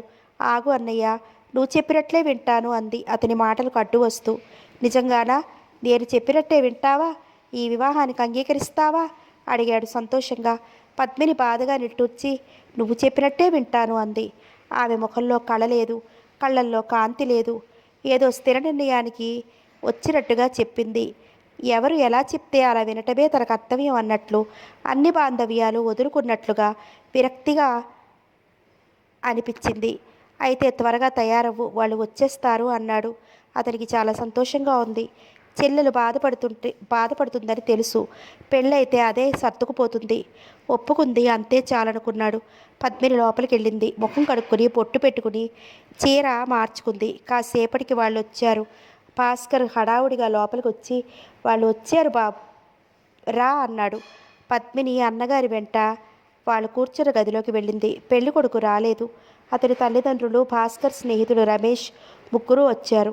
చెల్లెల్ని వాళ్ళకి పరిచయం చేశారు. పద్మిని వారికి నమస్కరించింది. వారికి ఎదురుగా మరో కుర్చీలో కూర్చుంది. భాస్కర్ అక్కడే ఓ కుర్చీలో కూర్చున్నాడు. ఆ వచ్చిన వాళ్ళకి పిల్ల నచ్చినట్టుగా వాళ్ళ ముఖమే చెప్తోంది. పద్మిని మాత్రం తలెత్తలేదు. అనుకోగల పిల్ల అని, ఏమీ మాట్లాడకపోవడం సిగ్గు అని భావించారు. పేరేమిటమ్మా అంది ఆవిడ. పద్మిని మెల్లగా చెప్పింది. ఏం చదువుకున్నావమ్మా అంది మళ్ళీ. బిఏ పాస్ అయ్యానండి. ఏమో, మనకి ఓ అమ్మాయి ఉంటే భాస్కర్ని మన అల్లుని చేసుకుందాం అని నవ్వాడాయన. భాస్కర్, రమేష్ ఇద్దరు నవ్వుకున్నారు. బాగుంది, లేని అమ్మాయి ఎక్కడి నుంచి వస్తుంది? ఉన్న ఆ అబ్బాయి పెళ్లి విషయం ఆలోచించండి అంది ఆవిడ భర్తని. ఈ ఆలోచించేదేముంది? పిల్ల బంగారు బొమ్మ, లక్ష్మీదేవిలా ఉంది. ఏ ఇంట్లో అడుగు పెడితే ఆ ఇల్లు సిరి సంపదలతో తొలతూగుతూ ఉంటుంది. ఈ అమ్మాయే మన ఇంటి కోడలు అన్నారు. ఆ తర్వాత భాస్కర్, ఆయన, రమేష్ కలిసి చాలాసేపు ఏవో సంగతులు మాట్లాడుకున్నారు. తమకు ఒక్కడే కొడుకని, మేము చూస్తే వాడు చూడక్కర్లేదని అన్నాడు అని చెప్పారు. నిశ్చయ తాంబూలాలు తీసుకోవడానికి మంచి రోజు చూసుకుని వస్తామని అన్నారు. భాస్కర్ వాళ్ళ మాటలు వింటూనే తేలిగ్గా ఊపిరి తీసుకున్నాడు. వాళ్ళు వెళ్ళిపోయారు. రమేష్కి ఆ పెళ్లి కొడుకు ఫ్రెండ్. ఆఫీస్కి అతన్ని వెంట పెట్టుకుని వెళ్ళి పరిచయం చేశాడు, తన స్నేహితుడంటూ. ఆ తర్వాత రమేష్ చెప్పాడు, మన చెల్లెమ్మకి మాట్లాడదామా అని. వాళ్ళు చాలా డబ్బు ఉన్నవాళ్ళని చెప్పాడు. అలా అతను తీసుకొచ్చాడు ఆ సంబంధం. పద్మిని, నువ్వు చాలా అదృష్టవంతురాలివి, మంచి సంబంధం వచ్చిందన్నాడు సంతోషంగా. పద్మిని అన్నగారి ముఖంలోకి చూసి నవ్వింది. అది నవ్వు కాదు, గుండెల్లో 1000 అగ్నిపర్వతాలు ఒక్కసారి బద్దలవుతుండగా నవ్విన నవ్వు. భాస్కర్ ఇదేమీ గమనించటం లేదు.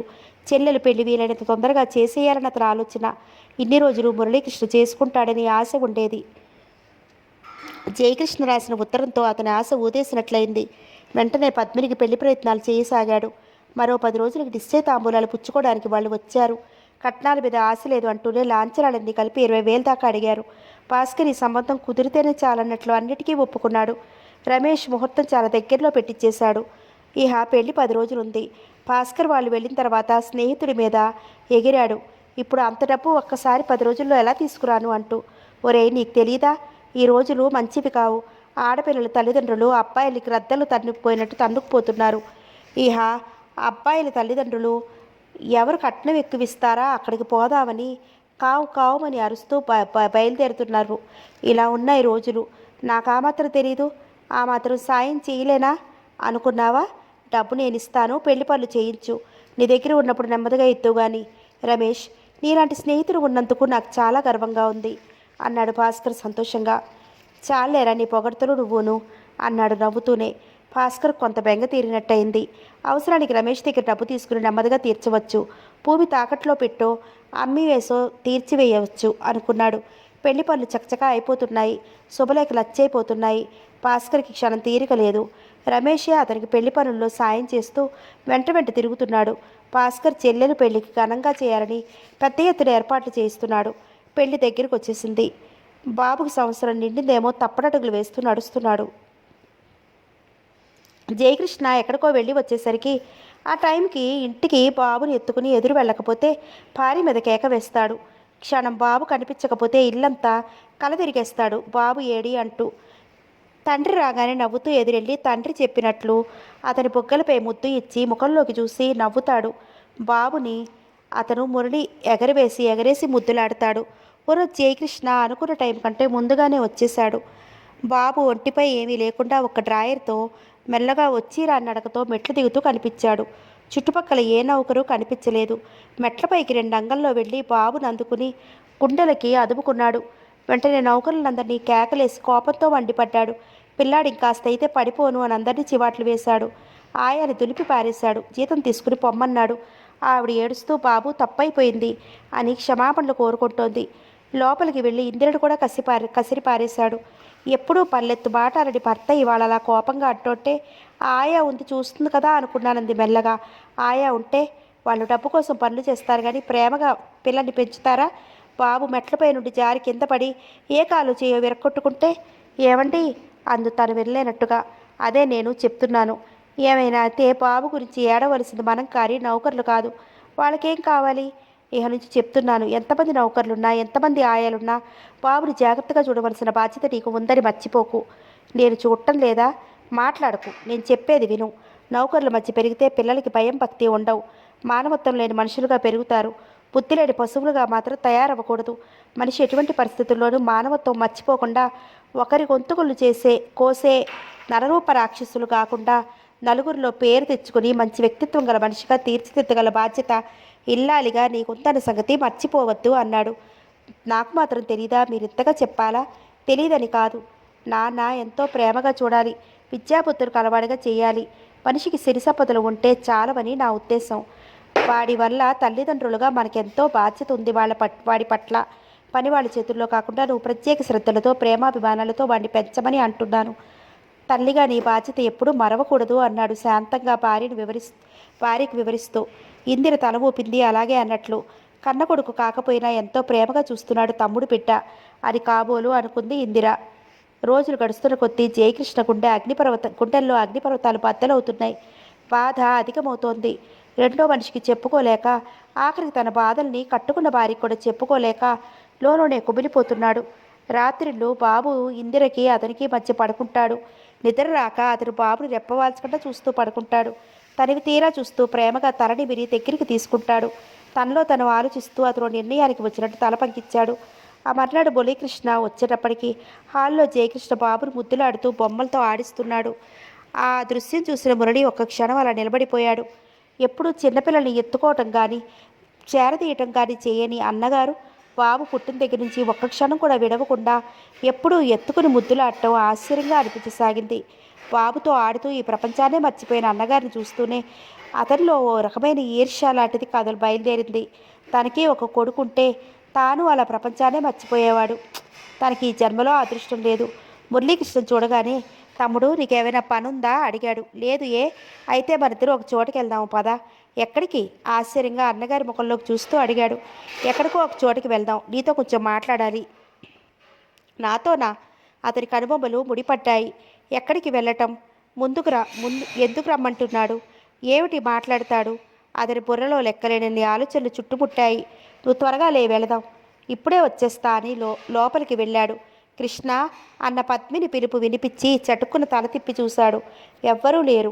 తనని అలా పిలిచినట్లుగా పదే పదే అనిపిస్తోంది. ఈ మధ్య బాధపడుతూ టై కట్టుకుంటున్నాడు. కుర్చీలో కూలబడ్డాడు. పద్మిని, నా హృదయాన్ని దోచుకుని నన్ను మోసం చేసి వెళ్ళిపోయావు. ప్రాణం కంటే మిన్నగా ప్రేమించిన నన్ను ఇంతగా వంచావు. నీ చిరునవ్వులు చిందించే నీ అందమైన ముఖంలోకి చూడాలని, నా హృదయానికి నేను హత్తుకోవాలని ఏమేమో అనుకుని కలలు కనేవాణ్ణి. అంతా కళాయి కరిగిపోయింది. నిన్ను మర్చిపోలేక నీతో గడిపిన జ్ఞాపకాలు నన్ను విడవటం లేదు. నీ రూపం నా మనసులో హత్తుకుపోయింది. ఈ జ్ఞాపకాలు తనని వదిలిపెట్టాలంటే కొద్ది రోజులు దూరదేశాలకి వెళ్ళిపోవాలి. త్వరలో అతను ఫారిన్ వెళదామని నిశ్చయానికి వచ్చాడు. నౌకరు వచ్చి, బాబుగారు మిమ్మల్ని త్వరగా రమ్మంటున్నారు అని చెప్పటంతో వచ్చేస్తున్నాను అంటూ త్వరగా టై కట్టుకుని కోటు చేతిపై వేసుకుని కిందికి వెళ్ళాడు. అప్పటికే జయకృష్ణ డ్రైవర్ సీట్లో కూర్చుని స్టీరింగ్ పట్టుకుని ఏదో ఆలోచిస్తున్నాడు.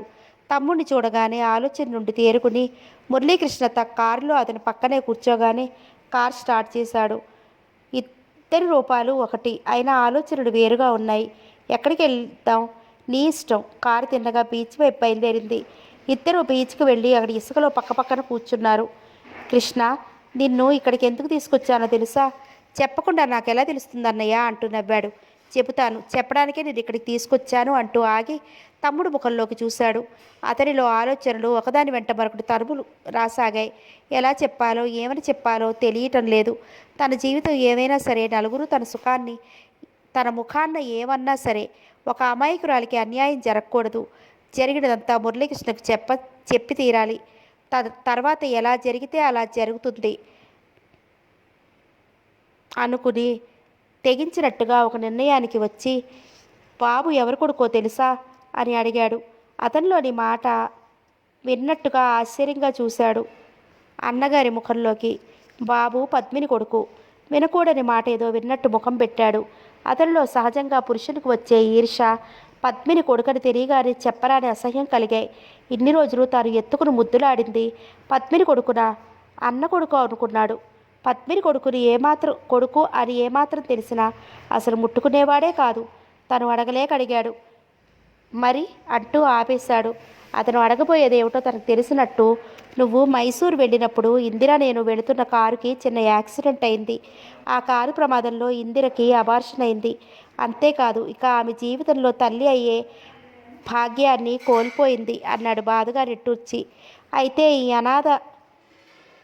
ఈ అనాథ పిల్లాన్ని తెచ్చి పెంచుకుని నా కొడుకు అని అందరినీ మోసం చేస్తే ఆఖరికి తల్లిదండ్రులు కూడా నమ్మించాడు. అన్నగారిపై చెప్పలేని కోపం ముంచుకొచ్చింది. బాబుకు తండ్రి ఎవరో తెలుసా? ఆ మాట వినటం ఇష్టం లేని వాళ్ళ చటుక్కుని లేవబోయాడు మురళీకృష్ణ. జయకృష్ణ తమ్ముడు చేపట్టి ఆపేశాడు. ఆగు, నేను చెప్పేది విను. వినవలసిన అవసరం లేదు. తండ్రి ఎవరో తెలుసుకోవలసిన అవసరం నాకు అంతకంటే లేదు అన్నాడు విసురుగా. వినాలని నీకు లేకపోయినా చెప్పవలసిన బాధ్యత నాకు ఉంది. నన్ను క్షమించు అన్నయ్య, నేను వినలేను అన్నాడు ప్రాధేయపడుతూ. మురళి, నీకు బాధ కలిగినా తప్పదు, చెప్పి తీరాలి. ఎవరో అయితే చెప్పవలసిన అవసరం నాకు లేదు. బాబుకు తండ్రి ఎవరో కాదు, నేను అన్నాడు జయకృష్ణ. ఆ మాటకు తుల్లిపడిన వాళ్ళ తలెత్తి అన్నయ్య అంటూ గట్టిగా కేకపెట్టాడు. ఇప్పటికైనా తెలుసుకున్నావా? బాబుకు తండ్రి ఎవరో అన్నాడు బాధగా. తలవాల్చుకున్నాడు తమ్ముడు ముఖంలోకి చూడలేనట్టుగా. అయితే పద్మినికి తెలీదు. ఆ అమాయకురాల్ని మోసం చేశాను నువ్వు అని నమ్మించాను అన్నయ్య అంటూ ఆపుకోలేని కోపంతో పిడికిలి బిగించి కొట్టబోయి అంతలోనే ఆగిపోయాడు. కొట్టు, ఆగిపోయావే? నేను చేసిన పాపానికి ప్రాయశ్చిత్తం లేదు. నిప్పులాంటి నిజాన్ని గుండెల్లో దాచుకోలేక, పైకి చెప్పలేక నేనెంత కుమిలిపోయానో తెలుసా? ఎంత పాపానికి ఒడిగట్టావు. ప్రేమించుకున్న మమ్మల్ని విడదీశావు. ఎన్నో ఊహించుకున్నాం, ఎన్నో బంగారు కలలు కన్నాం. పెళ్లి చేసుకుని ఆనందంగా జీవితం గడపాలని అంటూ ఆపై మరి మాట్లాడలేక తల పట్టుకున్నాడు బాధగా. మురళీకృష్ణ, నన్ను క్షమించు. కానీ నేను చెప్పింది కూడా నువ్వు శాంతంగా విను. నీకు ద్రోహం చెయ్యాలని, మిమ్మల్ని ఇద్దరినీ విడదీయాలని నేను అనుకోలేదు. ఆ రోజు నాన్నగారు అమ్మగారు నాకు సంబంధం చూశామని, వాళ్ళు పేదవాళ్ళని, పిల్లని బట్టి మనం చేసుకోవాలని, ఉన్నవాళ్ళైనా ఆస్తిపరులైనా చితికిపోయారని చెప్పి నన్ను పిల్లని చూడటానికి తీసుకెళ్లారు. నేను ఎప్పుడూ పెళ్లి గురించి ఆలోచించలేదు. నా కాబోయే భార్య ఇలా ఉండాలి అని ఎప్పుడూ అనుకోలేదు. ఆ ఊరు వెళ్ళగానే నా కళ్ళకి ఎదురుగా కనిపించింది పద్మిని. ఆ అమ్మాయే నాన్నగారు వాళ్ళు చెప్పిన అమ్మాయి అనుకున్నాను. ఒక్క చూపులోనే నా మనసును దోచుకుంది. తర్వాత ఆమె ఇందిర చెల్లెలని తెలుసుకుని నేను చాలా నిరాశపడిపోయాను. పద్మిని చేసుకుంటానని అమ్మా నాన్నగారితో ఎంతగానో చెప్పాలనుకున్నాను, కానీ ఒక్క మాట చెప్పలేకపోయాను. నన్ను ఒక్క మాట అయినా అడగకుండా సంబంధం నిశ్చయించడంతో నాకు ఎంతో కోపం వచ్చింది. లేచి వచ్చేద్దామనుకున్నాను. పద్మిని కాకుండా ఇందిరని నా భార్యగా నిర్ణయించినందుకు బాధ. పద్మినియే నా భార్య కావాలనే పట్టుదల కానీ ఇవేమీ గమనించకుండా ముహూర్త నిర్ణయం చేశారు.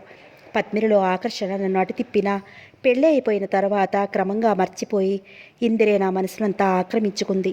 ఒక్కోసారి పద్మిని అందచందాలు చూసి నా మనసు చెలించిపోయేది. అంతలోనే నన్ను నేను నిగ్రహపరుచుకునేవాడిని. రోజులు గడుస్తున్నాయి. రోజులు గడిచే కొద్దీ పద్మిని గురించి ఆలోచనలు నాలో మచ్చుకు కూడా లేవు. ఒకరోజు నా మనసు ఏమీ బాగుండక తోటలో బంగళాకు వెళ్ళాను. తల వంచుకుని నడుస్తున్న నన్ను హఠాత్తుగా ఎవరో పెనవేసుకుపోవడంతో ఉలిక్కిపడి తల ఎత్తి చూసిన నాకు పద్మిని కనపడటంతో మతిపోయినంత పని అయింది. ఆమె చేతులు విడదీయాలనుకున్నాను, కానీ సాధ్యం కాలేదు. పద్మినితో ఏదో చెప్పాలనుకున్నాను. ఒక్క మాట మాట్లాడలేకపోయాను. అంతే. అంతలోనే నాకేమైందో నాకే తెలియదు. నా చేతులు రెండూ ఆమె చుట్టూ పెనవేసి గట్టిగా ఆమె హృదయానికి హత్తుకున్నాను. పద్మిని గురించి నాలో మరుగున పడిపోయిన ఆలోచనలు తల ఎత్తాయి. ఆపుకోలేని కోరిక నాలో రేగింది. పద్మిని నన్ను చూసి నువ్వు అని అనుకుంటుంది. ఇద్దరం లోపలికి వెళ్ళాం. చుట్టుపక్కల ఆవరించుకున్న ఏకాంతం ఆమె నా హృదయానికి హత్తుకుపోవడంతో నాకు మతిపోయింది. ఏవో ఆలోచనలు సముద్ర కెరటాల్లా వచ్చి పడుతున్నాయి. ఇంత ఆలస్యమైందేమని అడుగుతుంది. నేను అబద్ధం చెప్పలేదు, మురళీకృష్ణని నమ్మించలేదు, అలా అని నిజమూ చెప్పలేదు అంటూ ఆగి మళ్ళీ చెప్పటం ప్రారంభించాడు. నా మనసు మొత్తుబారిపోయింది. మంచి చెడు ఆలోచించే జ్ఞానం నాలో నశించిపోయింది.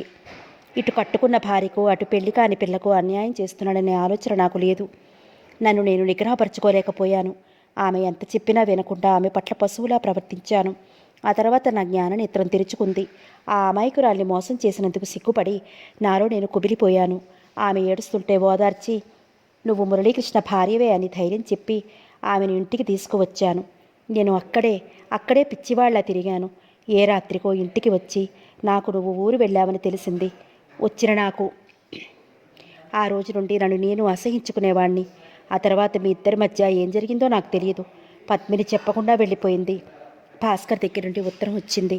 నీ తమ్ముడు నా చెల్లెల్ని అన్యాయం చేశాడు, ఆమె ఇప్పుడు గర్భవతి అని నీ తమ్ముడిని ఎలాగో ఒప్పించమని రాశాడు.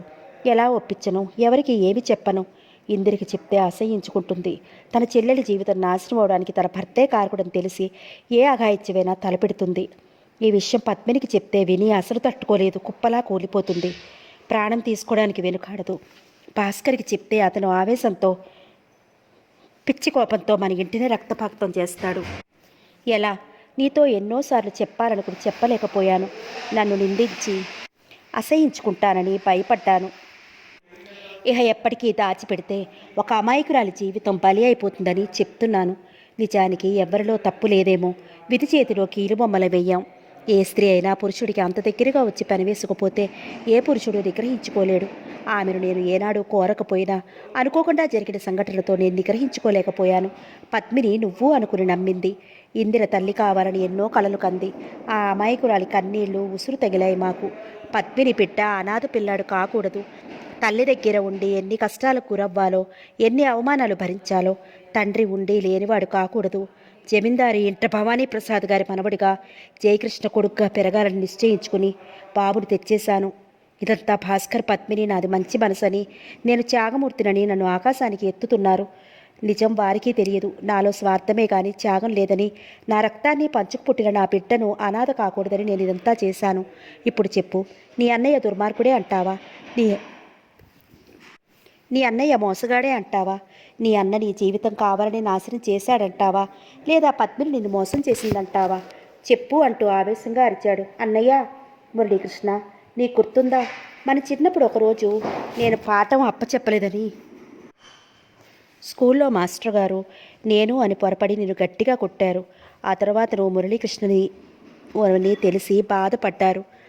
ఒకసారి నువ్వు స్కూటర్ అని ఎవరితోనో మాట్లాడుతుంటే నాకు తెలిసిన ఒక అమ్మాయి జయకృష్ణ అని పలకరించటం నువ్వు చాలా ఇబ్బందిలో పడ్డావని చెప్తే నేను ఎంతగానో నవ్వుకున్నాం. ఒకసారి నాన్నగారు కూడా పొరపడ్డారు. మనమిద్దరం ఒకే పోలికలతో ఉండటం అంతా పొరపడేవారు. కానీ ఆ రోజుల్లో మనకి అదో ఆటగా సరదాగా ఉండి అందరినీ ఏడిపించేవాళ్ళం, నవ్వుకునేవాళ్ళం. ఈనాడు మన నిండు జీవితాలు కూలిపోయాయి.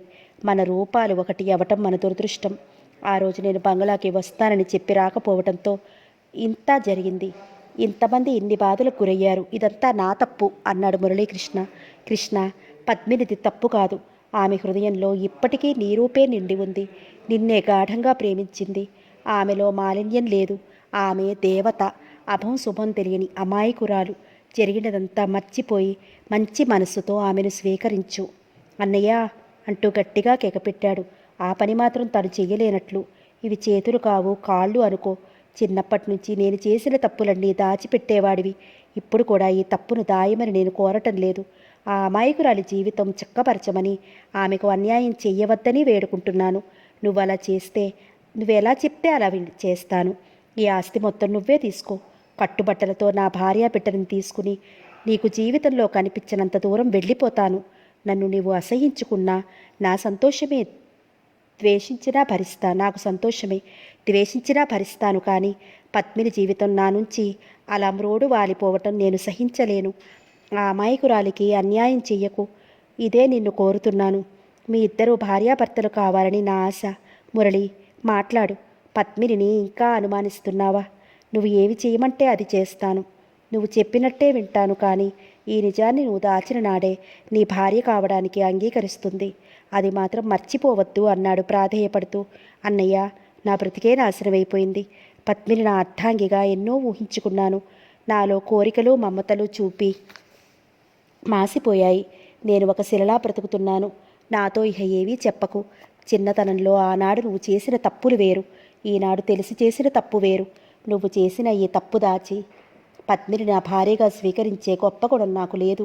నేను దేవుణ్ణి కాదు, మనిషిని. ఆ నిజాన్ని గుండెల్లో దాచుకునే శక్తి నాకు లేదు. నన్ను మన్నించు. మా జీవితాల్ని నువ్వు తెలుసో తెలియకో విడదీసినా తిరిగి అతుక్కోలేవు. ఈ జీవితాలు ఇహ అంతే అంటూ లేచి నిలబడ్డాడు. బాగా ఆలోచించుకుని చెప్పు. తొందర లేదు. నువ్వు శాంతంగా ఆలోచిస్తే నిజం నీకే తెలుస్తుంది. తప్పులన్నీ క్షమించి హృదయపూర్వకంగా పద్మినిని నీ భార్యగా స్వీకరిస్తావు. తొందరపడి చేతులారా రత్నాన్ని జాడవిచ్చుకోకు. నన్ను క్షమించన్నయ్యా. నా మనసు ఇహ మారదు. అంతేనా? అంతే. తమ్ముడు చెయ్యి పట్టి ఆపి, నీకొకరోజు టైం ఇస్తున్నాను. పద్మిని నువ్వు అర్థాంగిగా స్వీకరిస్తే సరే, లేదా నేను బ్రతికి ఉండటం నిష్ప్రయోజనం. బాగా ఆలోచించుకో అంటూ కారు వైపు దారితీశాడు జయకృష్ణ. అన్నదమ్ముళ్ళిద్దరూ ఇంటికి వచ్చేసరికి చాలా టైం అయింది. ఇద్దరి మనసులో బాగా లేవు. ఎవరూ భోజనాలు చెయ్యలేదు. ఎవరి గదుల్లో వాళ్ళు పడుకున్నారు. ఇద్దరి ఆలోచనలు వేరు. మురళీకృష్ణకి ఈ నిజం తెలిసిన తర్వాత పద్మిని అంటే అసహ్యం పోయి జాలి కలుగుతోంది. అమాయకురాలు తనే అనుకుని పొరపడింది. తన సర్వస్వాన్ని అర్పించింది. ఆమె తనను ఎంతగానో కవ్వించి అడిగింది, మీరు ఆ రోజు రాలేదా? నన్ను పెళ్లి చేసుకుంటానని చెప్పలేదా? అన్న పద్మిని మాటలు 1000 కంఠాలతో అరిచినట్టుగా, నన్ను అన్యాయం చేస్తారా అని దీనంగా తన ఎదుట నిలిచి అడిగినట్టుగా అనిపించసాగింది మురళీకృష్ణకు. అతనికి పిచ్చెక్కుతున్నట్లుగా అయ్యి ఎక్కడికైనా సాధ్యమైనంత దూరంగా పారిపోవాలని, పద్మిని కూర్చిన ఆలోచనలు రాకూడదని పదే పదే అనుకోసాగాడు. కానీ పద్మిని ఆలోచనలు అతన్ని విడవటం లేదు. ఆ అందాల మోము చిన్నపోయినట్టుగా అనిపించసాగింది. కాళ్ళు పట్టి వేడుకున్నా కాలదన్నాడు. నిజం చెప్పినా ఏదో అనుమానాలు పిశాచాల్లా పీడించి తనని ఓ పిశాచాన్ని చేశాయి. చిత్రం ఏమిటంటే జయకృష్ణపై ఎవ్వరికీ ఎలాంటి అనుమానమూ కలగలేదు. పద్మిని, ఎందుకిలా మోసపోయావు? అమృతంలో విషబిందువులా ఎందుకిలా జరిగింది? ఈ ఆర్పశక్యం గారి మంటల్ని ఎలా భరించటం? భగవంతుడు ఇద్దరి మధ్య ఈ అగాధాన్ని ఎలా సృష్టించాడు? ఎలా ఈ నిజాన్ని గుండెల్లో దాచుకుని బ్రతకటం? పద్మిని, ఈ పొరపాటు నాది, నన్ను క్షమించు అనుకుని తనలో తాను కుమిలిపోయాడు. జయకృష్ణకు ఆవేళ ఎలాగో ఉంది. తమ్ముడు ఏ నిర్ణయించుకున్నాడని. ఇహ పద్మిని జీవితం అంతేనా? తను చేసిన తప్పు ఆరని మంటలే తను దహించవలసిందేనా? మతిపోతోంది ఆలోచిస్తుంటే. నౌకరు వచ్చి కొన్ని కవర్లు చేతికి ఇచ్చాడు. నిన్న పోస్టులో వచ్చాయని తీసి చూశాడు. కొన్ని ఆఫీస్ తాలూకు ఉత్తరాలు, ఒకటి భాస్కర్ దగ్గర నుండి ఉత్తరం. పద్మిని పెళ్ళి, అంతా తప్పక రమ్మని రాశాడు. శుభలేఖ పంపించాడు. అతను ఆతృతగా తమ్ముణ్ణి పిలిచి శుభలేఖ చేతికి అందించాడు. అర్థం కాక ఎవరిదో అని చదివాడు మురళీకృష్ణ. అంతే. ఒక్కసారిగా ప్రపంచమంతా గిరుడు తిరిగినట్లయింది. పద్మిని ఆనందరావు అన్న అక్షరాలు తప్పితే అతనికి ఏవీ కనిపించలేదు. మురళీకృష్ణ, ఏం నిర్ణయించుకున్నావు? నిర్ణయించుకున్నది ఏమీ లేదన్నయ్య అన్నాడు పైకి తాపీగా. మనసులోనే బాధనంతటినీ అడుచుకుని. అంటే నువ్వు పద్మిని ఇంకా క్షమించలేదా? ఇదేనా నువ్వు అర్థం చేసుకున్నది? మురళి, ఇవి చేతులు కావు. నువ్వు పద్మినిని పెళ్లి చేసుకో. మీ జీవితాలని ఆనందమయం చేసుకో. విషయం అంతా భాస్కర్కి చెప్పి పెళ్ళి ఆపు చేయిస్తాను. నా మాట విను. భాస్కర్ మంచివాడు, అర్థం చేసుకుంటాడు. మాట్లాడు, సమాధానం చెప్పు. అను అంటూ ఆతృతగా ఆవేదనతో తమ్ముడి భుజాలు పట్టి ఊపాడు. అన్నయ్య, నన్ను క్షమించు. నేను మనిషినే. నాకు గొప్ప మనసు ఇవ్వలేదు ఆ భగవంతుడు. ఇదంతా నాపై కోపమా? నేను చేసిన నేరానికి పద్మిని బలి కావలసిందేనా? నేను దూరంగా నీ కంటికి కనిపించకుండా వెళ్ళిపోతాను. వెంట కూడా నా భార్య పిల్లలు వస్తారు. నన్ను క్షమించు. నేను చేసిన నేరానికి పశ్చాత్తాపపడి కుమిలిపోతున్నాను. మురళి, నన్ను క్షమించిన అవసరం లేదు. ఆ అమాయకురాల్ని క్షమించి నీ భారీగా స్వీకరించు అన్నాడు ప్రాధేయపడి ప్రతిమాలుతూ. ఏవైనా ఇక మేము కలిసి జీవించటం కలలో మాట. ఏది ఎలా జరగవలసింది అలా జరుగుతుంది. మనం చేయగలిగింది ఏమీ లేదు. మనం విధి చేతిలో వంచితులమయ్యాము అంటూ ఇహ అక్కడ ఉండలేక గిరుడు తిరిగి వెళ్ళిపోయాడు. జయకృష్ణ నిశ్చేష్టుడై నిలబడిపోయాడు. ఇందిరకు చెల్లెలు పెళ్ళని తెలిసి సంతోషం ఒకవైపు, బాధ ఒకవైపు. దానికి ఇష్టం లేని పెళ్లికి బలవుతుందే అన్న బాధ, పోనీ పెళ్ళైపోతే అదే సుఖపడుతుంది అనే సంతోషం. జయకృష్ణ అసలు ఆ మాటే భార్య దగ్గర ఎత్తలేదు. పెళ్లికి వెళతామని కానీ వద్దని కానీ ఇందిర చిన్నపుచ్చుకుంది భర్త ఏది అనకపోవడం చూసి. ఈ విషయం తెలిసి భవానీప్రసాద్ గారు ఫోన్లో జయకృష్ణ చెడామడా తిట్టేశారు. పద్మిని పెళ్లి సెటిల్ అయిందాక ఏం చేస్తున్నావని. ఆయన ఎన్నన్నా జయకృష్ణ మౌనంగా ఉండిపోయాడు. సరే, ఇక జరిగింది ఏదో జరిగిపోయింది. మేం పెళ్లికి రావటం లేదు. చీర జాకెట్ 25,000 రూపాయల చెక్కు పద్మిని పెళ్లికి ఇవ్వవలసిందని చెప్పారు. పెళ్లికి జయకృష్ణ, ఇందిర, బాబు వెళ్లారు. సుధారాణి కూడా పెళ్లికి వచ్చింది. పద్మినిని చూస్తూనే జయకృష్ణ హృదయం భారంగా అయింది. ఆ రోజు రాధాకృష్ణుడు విగ్రహం ఇస్తూ, పద్మిని, నీ పెళ్లికి ఇంతకంటే అందమైన బహుమతి ఇస్తానని అన్నాడు. ఆ మాటలు గుర్తుకు వచ్చి అంతటి గంభీరమూర్తికి కళ్ళల్లో నీళ్లు తిరిగాయి. పద్మిని మాటా పలుకు లేకుండా మౌనంగా ఉండిపోయింది. సుధారాణి ఆమెను హాస్యం ఆడుతున్నా ఆమెలో చలనం లేనట్టుగా ఉంది. అది సిగ్గుగా భావించారంతా. సుధారాణి ఆ ఇంట్లో ఎవరికి ఏం కావాలో చూస్తూ ఇంట్లో మనిషిలా తిరుగుతోంది. ఆ రోజు రాత్రే పెళ్లి. పద్మినికి పెళ్లి ముస్తాబు చేస్తున్నారు. భాస్కర్ని అంతా మెచ్చుకుంటున్నారు. చెల్లెళ్ళు ఇద్దరికీ మంచి సంబంధాలు తెచ్చినందుకు. భాస్కర్ నిట్టూర్చాడు. ఒకానొకప్పుడు ఇందిర పెళ్లి గురించి ఎన్నో బాధలు పడ్డాడు. తర్వాత పద్మిని విషయంలో ఆమె గర్భిణి అని తెలిసి మరో ఇల్లు మార్చివేసి పద్మినిని లోపలే ఉంచి తను పైన తాళం వేసుకుని ఆఫీస్కి వెళ్ళేవాడు. లోపల పద్మిని ఉందని ఎవ్వరికీ తెలియదు. తర్వాత ఇందిర పేరు మీద హాస్పిటల్లో జాయిన్ చేశాడు. పద్మిని ప్రసవించి ఇంటికి తీసుకొచ్చాక తన చెల్లెలు చిన్నాన్నగారి ఊళ్ళో ఉంది, ఇవాళే వచ్చిందని చెప్పాడు. ఎన్ని అవస్థలు పడ్డాడు ఈ చెల్లెలు ఇద్దరితో. పెళ్లికొడుకు ఊరేగి వస్తున్నాడు. జయకృష్ణ పెళ్లికొడుకు వైపు సరిగ్గా చూడలేకపోయాడు. పద్మిని పక్కగా మురళీకృష్ణుడు ఊహించాడు. అక్కడ నుండి మరో పని కల్పించుకుని వెళ్ళిపోయాడు. ఇందిర పరిస్థితి అలాగే ఉంది. పెళ్లికొడుకు బాగానే ఉన్నాడు. పద్మిని పక్కన ఊహిస్తే మాత్రం అందంగా కనిపించలేదు. భాస్కర్ మనసు కూడా పీకుతూనే ఉంది. అందాల బొమ్మలా ఉన్న తన చెల్లెల్ని అతని పక్కన ఊహించడానికి మనసు అంగీకరించడం లేదు. ఎలా అయినా దాని పెళ్లి చేసి తీరాలనే పట్టుదల. పెళ్లికొడుకు పీటలపై కూర్చున్నాడు. పౌరోహితుడు గొంతు చించుకుని మంత్రాలు గట్టిగా చదువుతున్నాడు. పెళ్లికొడుకు ఆనందరావు వధువుని ఎప్పుడు చూస్తానా అని అతని మనసు వేగిరి పడుతోంది. సుధారాణి పెళ్లికొడుకుని చూడగానే పరుగున పద్మిని దగ్గరికి వచ్చి, పెళ్లికొడుకు ఏమీ బాలేదు. బంగారు బొమ్మలా ఉన్న నీకు అతను తగడు. అదే మురళీకృష్ణ అయితే మీ ఇద్దరి జంట కన్నుల పండుగగా ఉండేదంది. పద్మిని వినలేనట్టు సుధా అని అరిచింది గట్టిగా. దుఃఖం ముంచుకొస్తోంది. మళ్ళీ మనసులో గాయం రేగినట్టయింది. ఓహో, అప్పుడే కాబోయే భర్త మీద ఎంత ప్రేమో అంది హాస్యంగా. సుధా, నీకు పుణ్యం ఉంటుంది, నన్ను విసిగించకు అంది చిరాగ్గా, దుఃఖం తనలో తను మింగుకుంటూ. సుధా ఆమె వైపు వింతగా చూసి మెల్లగా అక్కడి నుంచి వెళ్ళిపోయింది.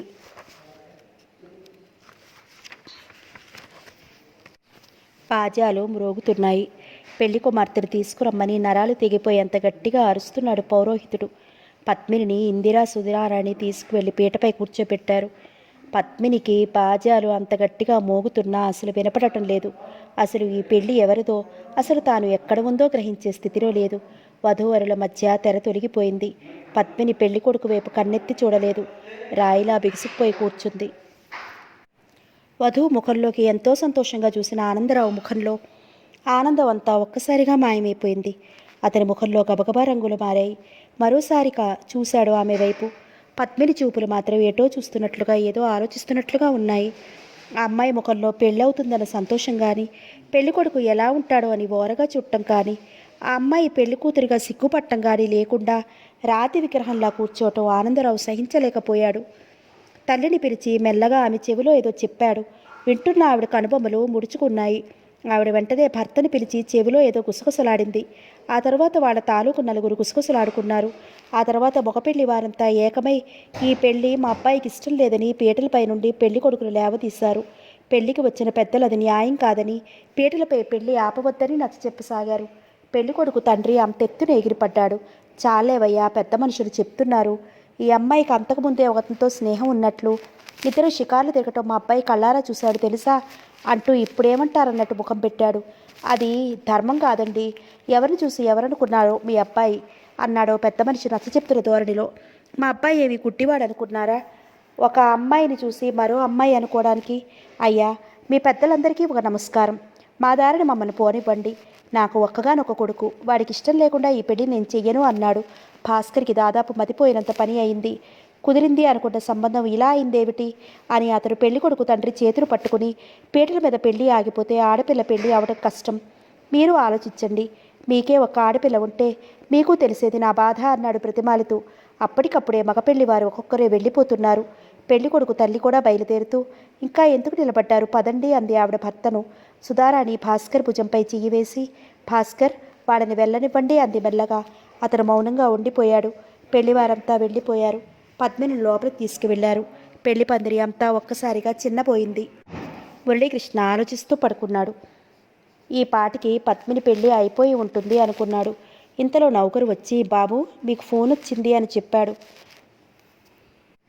ఎవడ్రా ఇంత రాత్రి వేళ చేసింది?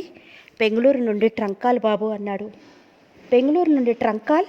అతని కనుబొమ్మలు పుడిపడ్డాయి. ఎవరా అని వెంటనే వెళ్ళి రిసీవర్ అందుకున్నాడు. అవతలి కంఠం ఆనందరావుని మాట్లాడుతున్నాను అని చెప్పగానే అతడి గుండెలు దడదడలాడాయి. అతడు చెప్పే ప్రతి మాట శ్రద్ధగా ఆలకించి అలాగేనని ఫోన్ పెట్టేశాడు. ఎవరక్కడ? నౌకర్ రాగానే రేపు ఫ్లైట్లో బెంగళూరు వెళుతున్నాను, ప్రయాణానికి అన్ని ఏర్పాట్లు చేయండి అని చెప్పాడు. ఎప్పుడెప్పుడు తెల్లవారుతుందా అని ఎదురు చూశాడు. ఆ రోజు ఫ్లైట్లో బెంగళూరు బయలుదేరాడు. అతను ఫ్లైట్లో ప్రయాణం చేస్తున్నా ఒకటే ఆలోచనలు. పద్మిని తనను క్షమిస్తుందా? ఆనాడు కాళ్ళ మీద పడ్డా కనుకరించలేదు.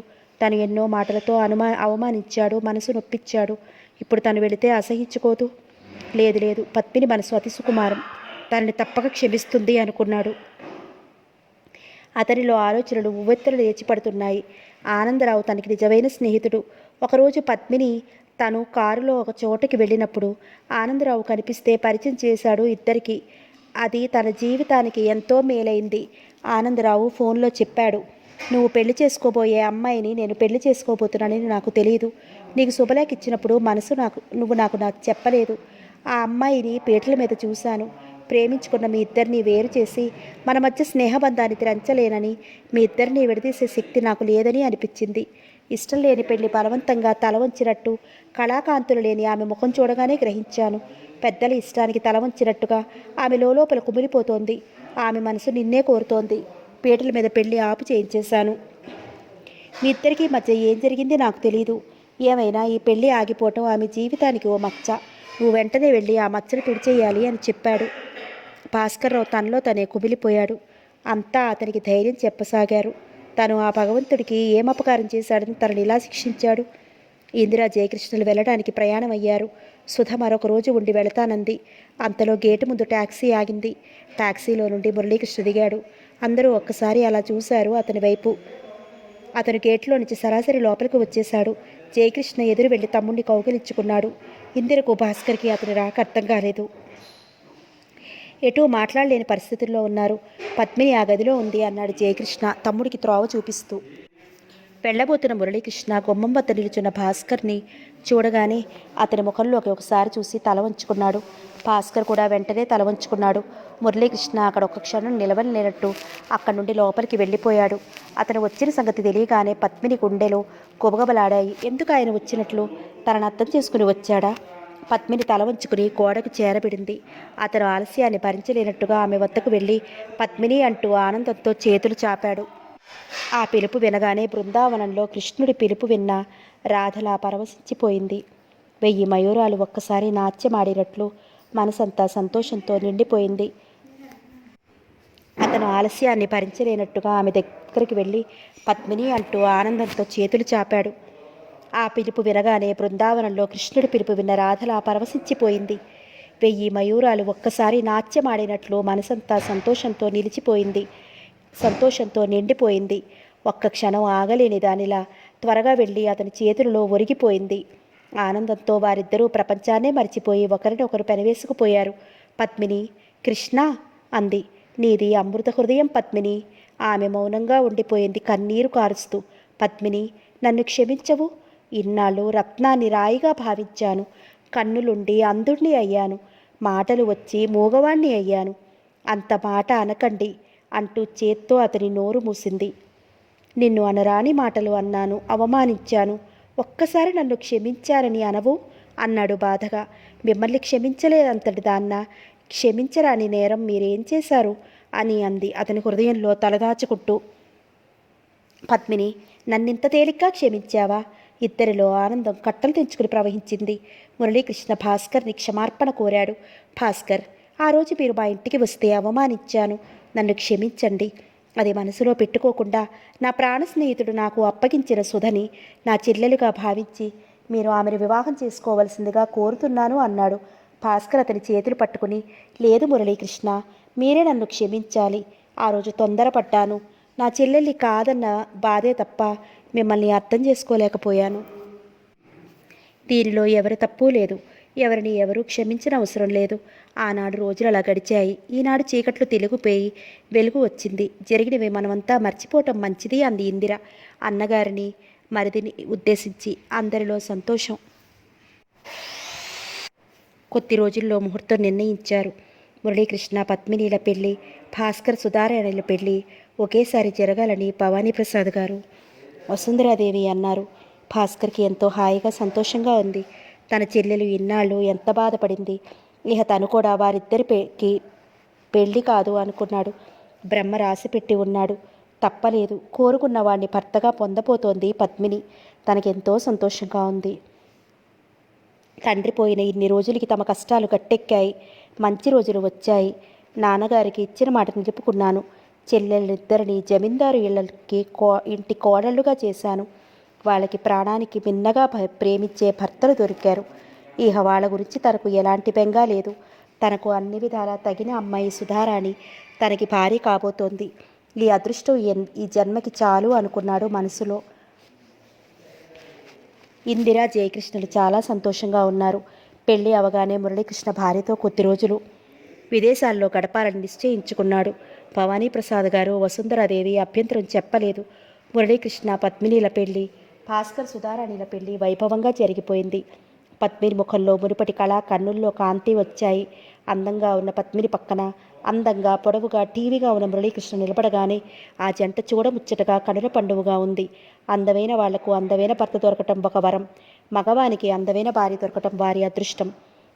జయకృష్ణ తమ్ముణ్ణి ఒంటరిగా కలుసుకుని, మురళీకృష్ణ, నీ ప్రయాణం పెట్టుకున్నది నాపై కోపం చేత కాదు కదా, నన్ను క్షమించమని కోరుతున్నాను అన్నాడు బాధపడుతూ. నీపై కోపమా? జరిగిన దానికి ఇంకా బాధపడుతున్నావా? నిన్ను నేను క్షమించటమా? నువ్వు నాకు జీవితంలో మరువలేని ఉపకారం చేశావు. నేనా అన్నాడు ఆశ్చర్యంగా.